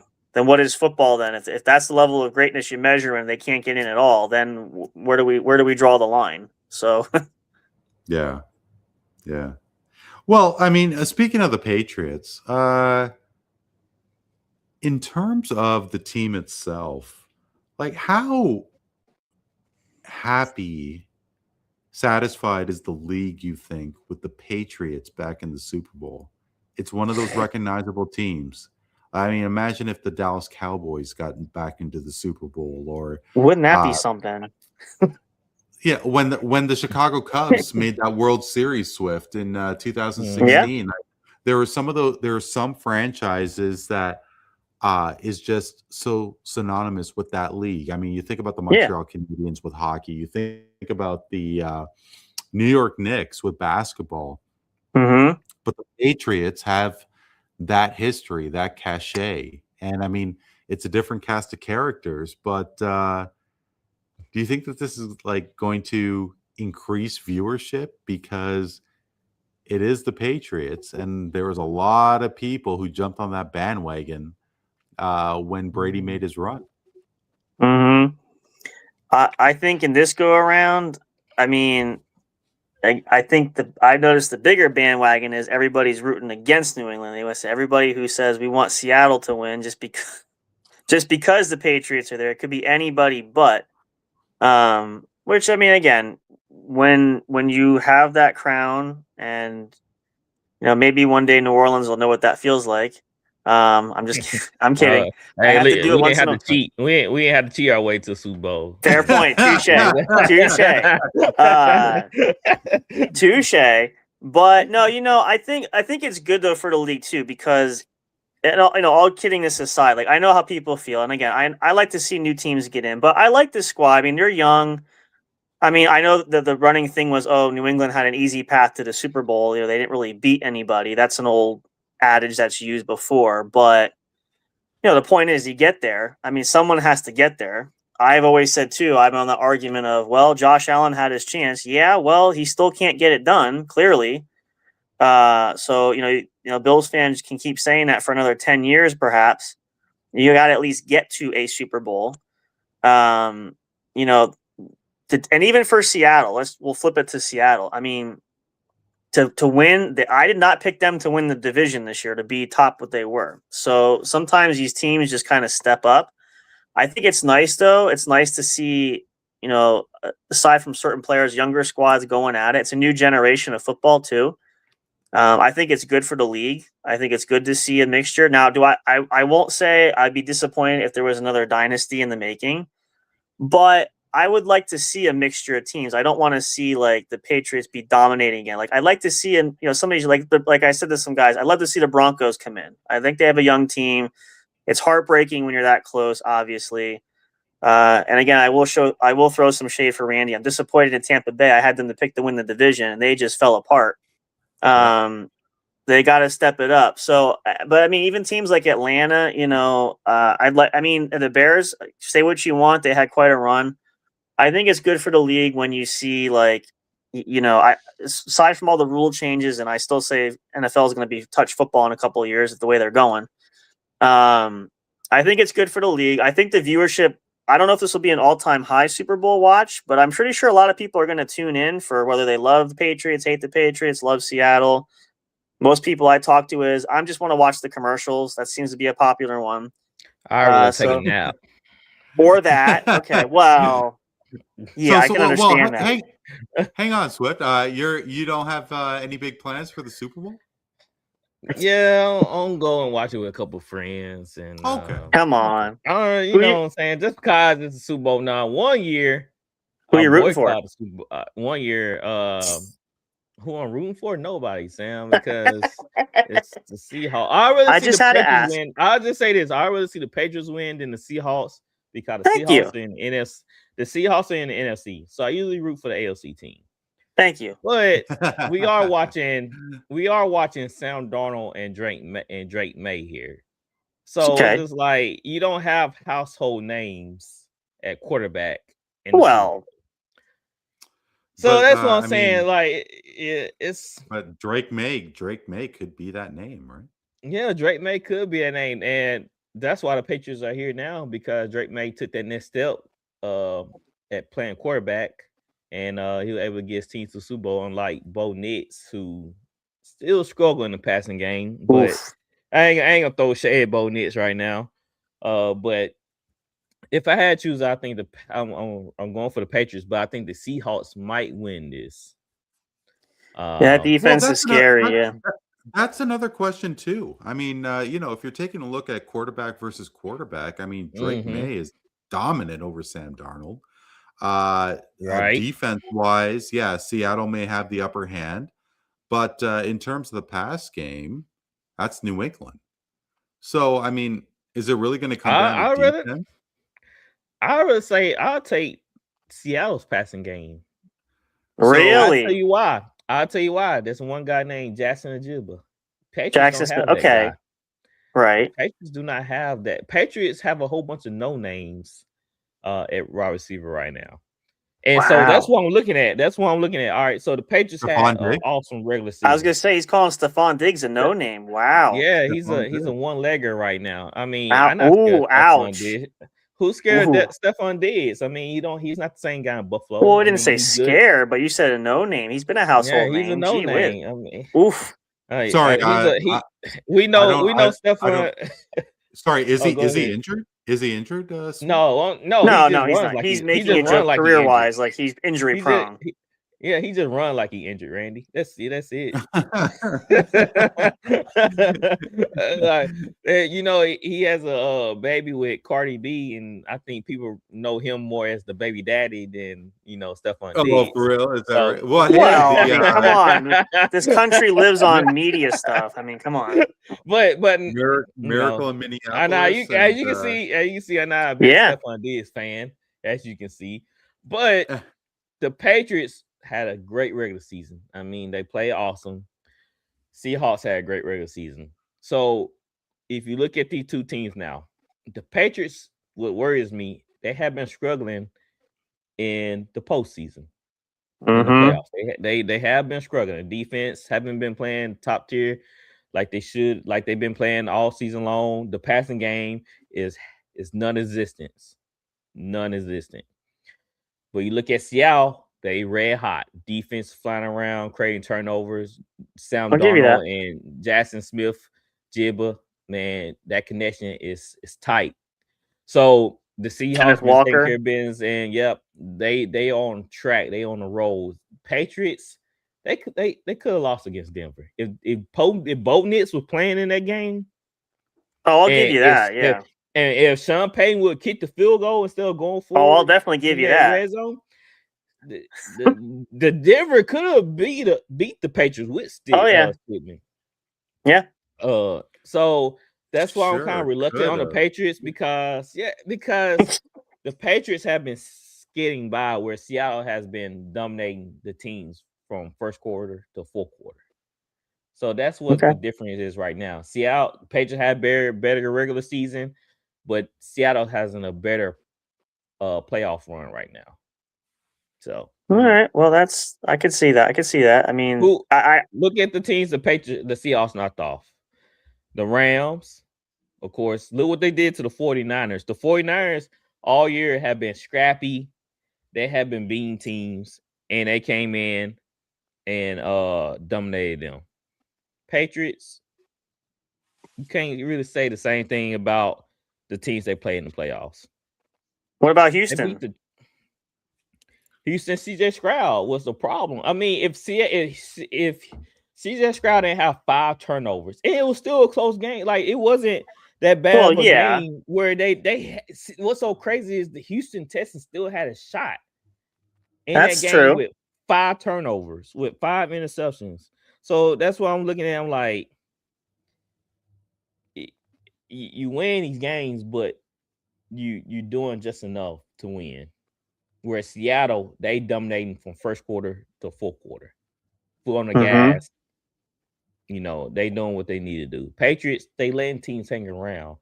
And if they continue to let teams hang around, Seattle would take advantage of, well, I agree with that. Having an offense. Yeah, you can't do that. I agree with that. And that's what I'm worried about too, because the problem too there is I said this. I think the problem for the Patriot offense, and I like what Drake May's doing, but he's young. I think he's going to get humbled a bit with the Seattle defense because they're going to get there. And that Patriot line is not phenomenal. They can block, but they got some clear I don't want to say underachieving outside. Like, I'm not sure about Will Campbell yet. I'm not sure how that anchor is going to be there. They got some talent. I mean, Morgan Moses, more veteran presence, but the only advantage they do have is Drake can run if need be. So if that pocket collapses, at least he can get out of there. If he can get out of there, but it'll be close. We'll see. I do give a shout out. I saw it dropped. Matthew Stafford is the league MVP, so congratulations, Matt. I was hoping for Drake May, but it is what it is. It is what it is. Yeah, but because look at this, Drake May. Like I said, the offense haven't been there. He threw for 268 in versus Chargers. Threw for like 167 versus was it the Texans? Yes, it was, Texans. It was like 168, 167 versus Texans. He threw for 86 yards versus Denver. Yeah, that's not good. Not great. If you're playing in Seattle, the Seahawks, that secondary is great. Those guys can lock down. And like I said, the credits to Stephon, he made this far, but you're gonna need more than Stephon to beat that. Oh well, yeah, I mean for sure. But the Patriots, the key to the Patriots, they're gonna have to run this football. Can they run the football? That is gonna be the question. They haven't been running that great all postseason long. So yeah, that's why I'm more hesitant. I'm not worried about the Patriots defense. I'm worried about the Patriots offense now. You got to start that run early. Yeah. Yes, I need the Patriots offense from the regular season where Drake May was in the run for MVP. I need that Drake May to show up in the playoffs. And then you also need, like you said, a running game. I mean, during the year between Ramondre Stevenson and Trayvon Henderson, I mean, they had some back-to-back games where they were unleashing some, and they haven't seen that. So I think they got to start with the run early because you don't want to put the pressure on Drake May right away. You don't want to make him throw too much right off the cuff. I mean, obviously he's going to have to, but I think that's where this is where the real test is going to be, not just because it's the Super Bowl, but this type of defense. Honestly, I heard someone say, I think it's true. These are one of probably the two top defenses that were in the league this year. So who's going to buckle? I mean, Sam Darnold obviously has a veteran presence. He's been around, for a while. I still think the defense can hold him a little bit, but I'm more curious to see what Drake does, being as young as he is. Can he overcome Seattle's defense and not afford any mistakes? Because again, turnovers, if he throws the ball too risky or there's any turnovers, that could be over real quick. Yeah. So I mean, so it sounds like the defense is going to be the difference maker. It's going to be key. Yep. Who can take care of the ball and who can less turnovers, no mistakes. And who can put points on the board? Who can take advantage of getting into the red zone and putting points on the board? Yeah, not field goals. You can't have field goals. The Patriots cannot settle for field goals. They need touchdowns in order to beat the Seattle Seahawks. Absolutely. And I just don't want to see Sam Darnold win a Super Bowl. I mean, at least you're honest. So come on, Patriots. Come on, Patriots, man. I've been down on Sam Darnold his whole career. I can't let him prove me wrong now. No, I know. I mean, those Jets years were pretty tough. So I mean, hard on. So I need. I think it's defense. I think defense will win the day. I think whoever plays, and it's gonna be. I just hope it's a good game. I don't want it. Well, not like the Denver game, but I hope it's at least close. 10-7. Oh please, no! I almost turned it off. I can't watch this anymore. This is so bad. Neither team can score. Punt. Yeah, like I'm like Super Bowl. Like at the end, I'm going, how did we win this game? I mean, it was so bad, and I'm like, oh, playing Seattle. Like, dear goodness gracious. We're gonna see what Drake May gonna show up. Yeah, if he's really legit, I believe that too. If I'm not saying he's not legit, but this is the real test for him. If he can overcome and really protect the ball, you don't have to throw for 500 yards, but you got to be smart. And again, I say that line's got to give him time. I mean, I know he can run, but you got to give him time to throw the ball too. Like if Seattle, if I was the Seahawks, not to give it away, but like if you throw some blitzes there, which I'm sure they're going to, see how well that line holds up. And if they blitz a lot in that game, it could be hard for the offense for New England to do that, especially if they can't get the run game going either. So it could be a long day, but we'll see. So it looks like the two of you are going for New England. Is that right? I'm going for New England. I am. I'm impressed.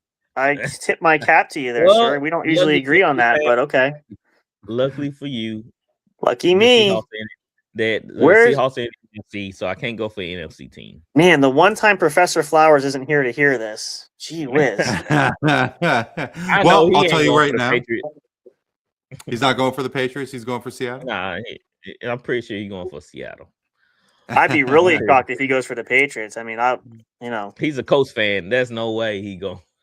listen, if he does, and you're listening, Professor Flowers, I'll send you a bouquet of flowers if you do. So Well, it's a clean sweep because I'd love to see the Patriots win as well. yes. That said, fellas, why don't we do a little straight facts, bro? Relax.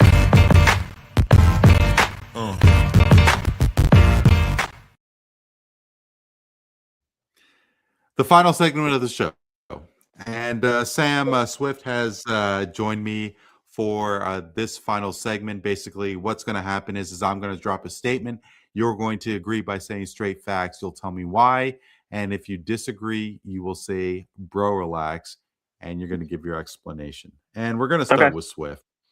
We've had quite a chat about the New England Patriots. And what is this team going to look like going forward? Could they actually have what it takes to do another run like they did with the incredible legacy and the incredible success that they had during the Belichick Brady years? Vrabel and Drake May have been very, very impressive. Could it continue for years to come? Swift, the Patriots will make another Super Bowl in 3 years. Straight facts, bro. Relax. I will say, bro, relax. Just because of the AFC. That's a lot of dang good teams loaded in the AFC. And the Patriots, they just came on top this year, where the Bills, they folded, when the Chiefs, they dealt with a lot of injuries, where the Baltimore Ravens, they dealt with a bad secondary. I feel like if Baltimore Ravens had a good secondary, they could have been right there in the playoffs, and if Lamar didn't get hurt. And it's hard to make it to the Super Bowl. So that's why I'm saying I think the Tom Brady Patriots was a different kind of team, different kind of breed with a legendary coach. And I think Mike Vrabel is a dang good coach, but I don't think he's on Belichick level. And ALC, like I said, it's star-studded. It's packed out. So I can see another numerous teams coming up and winning in a couple of years. Like I said, Denver could have been Super Bowl right now more than the Patriots. If CJ Stroud didn't have a horrendous game, the Texans could have been right there. You know, so it's hard in the AFC. Now, if they would say the NFC team, I'm like, yeah, I can see them making a run because the NFC is a little bit more wide open. But the AFC is a juggernaut. It's a dog fight every Sunday. And the schedule was a little bit favorable for the Patriots too. So it's hard though. And within 3 years, I just don't see. I can see a revolving door of different teams going to Super Bowl coming from the AFC. Yep. Pretty astute. Please, Sam. Yeah. No, I was gonna say, I just want to echo. I actually agree too. I'm gonna say, bro, relax. And I agree everything that Swift was saying. And I also want to add, when you don't know, I think Drake May, it could be legit there. And I like what Vrabel's doing. He did win, I think he saw Coach of the Year. And I think Josh McDaniels won some kind of award coaching on the year there. But the thing though is it is hard to repeat in the Super Bowl. It's hard to go back. And again, same thing. The Brady years and the players that were in New England there, that was a really special dynasty, a special team that you don't see often. And, you know, Travion Henderson, there's some young pieces that the Patriots have, but you got to rebuild. And you don't know how they're going to rebuild. It's hard to say that they're built for a 20-year run, which I don't know if anybody could do that again. So could they win another one down the road? I think anything's possible. But and I say that to start a dynasty at this point or be there 3 years, let's just take it a year at a time. So I'm definitely I would love to see them win Sunday. Don't get me wrong. But even if they do, I'm not going to say, yeah, this is the start of a whole other thing. So let's just put the brakes on a little bit. It's really easy to link Drake May with Tom Brady. especially with the early success that Drake May has had. But is it possible? Second year. Because second year, and Mike Vrabel seems to have what it takes to be a solid coach in the NFL. Mhm. Yep. So, Sam, we are seeing real changing of the guard in New York. I mean, after all these years and since 1973, since the last time the Knicks made, since they won a championship, the New York Knicks are really making some noise in the Eastern Conference. And in a time where you don't have you don't have Tyrese Halliburton in Indiana, you don't have Jason Tatum in Boston. I mean, the Detroit Pistons are having a really great year, but is that really going to last? With that foundation that they have in New York, Sam, the New York Knicks will make the NBA Finals this season. Straight facts, bro. Relax. So, again, this is. I'm not saying this to alienate anybody either. There, I've watched the Knicks for a long time. I've watched basketball a long time. For this year, I'm gonna say, bro, relax, because yes, there's some injuries there. Are they going to make the playoffs? I think it's a good shot, but to make the finals, it's tough. Same thing. Eastern Conference, they're overloaded there. There's good young teams. Maybe Detroit falls off. Who knows? Will there be somebody else who steps up, though? I don't know. Because, I mean, New York came close, the year that, the Celtics won it. I think 24 was that year they came close. Or was that Indiana? One of the two. It's really hard to get there. But again, I don't want to disrespect the New York Knicks for that either. I think they're on the right track. Like the Pistons, like Cleveland, a lot of these young teams. I even like out west, OKC obviously winning it, but Minnesota, teams that are trending in the right direction. They're younger. They're finding ways to win. I still even put Denver. I know Denver hasn't been phenomenal, but they still got some young pieces there. But to make the finals, like in terms of going out from the East. Yeah, I just don't see this year. I just don't think. I think the Knicks are a little ways away yet. So I would say, just bro, relax. Just at least this year. I think they're getting there, but I don't think it's this time yet.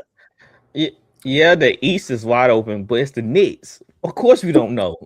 I didn't want to say that, but okay. I didn't want to say it, but okay. You thought they were gonna make it 2 years ago, 3 years ago, and they wow, folded. It's like good cop, bad cop. Wow, okay. They could fold again. Who knows? This is good, really bad they cop. look Wow. good right now. They look good. They look really good right now. But I don't know. It's the New York Knicks. So yeah, Sam, bro, relax. Cause they might fold. You can't. Yeah, it's just hard to say. Well. No, I couldn't agree more, bro. Relax, because the Toronto Raptors are going to make the NBA Finals. Look at that. I hope so. They're not that far removed. You know what? They need a decent center, but no, I enjoy I really like what they got going on over there. But are they worthy, and are they talented enough to get to a finals? Let's say when Boston gets Jason Tatum back, and they seem to have a really good thing going on in Detroit. But you know what? Toronto's got a really good thing too. Anything could happen. 100%. Guys, this has been an absolute blast. Swift, thank you so much for letting me lead today's roundtable. Always enjoy cutting it up with you, Sam. It was a real pleasure to meet you. It's too bad that most couldn't. It's too bad most couldn't. I asked him. Yeah, and then he got work in the morning too, so it's probably late. Yeah, it's probably late. Yeah, he got to get up super early in the morning. So no, for sure. Well, it was really great to chat with him too, and shout out to RC Flowers, Neil Katari. I really want you guys to meet Tony Antonio, my co-caster as well. We haven't had a chance to introduce you guys to each other, but once everybody's schedule cleared up, we make a big episode. You know what I'm saying? A big block party. Like block party. Everybody side and your side. We just all come hang out. Taking it old school. You had to put something together, and you know what? No, everybody on the same page. Say when, and we'll be there. I just got to talk to my guys, and might have to pull Linda out, you know.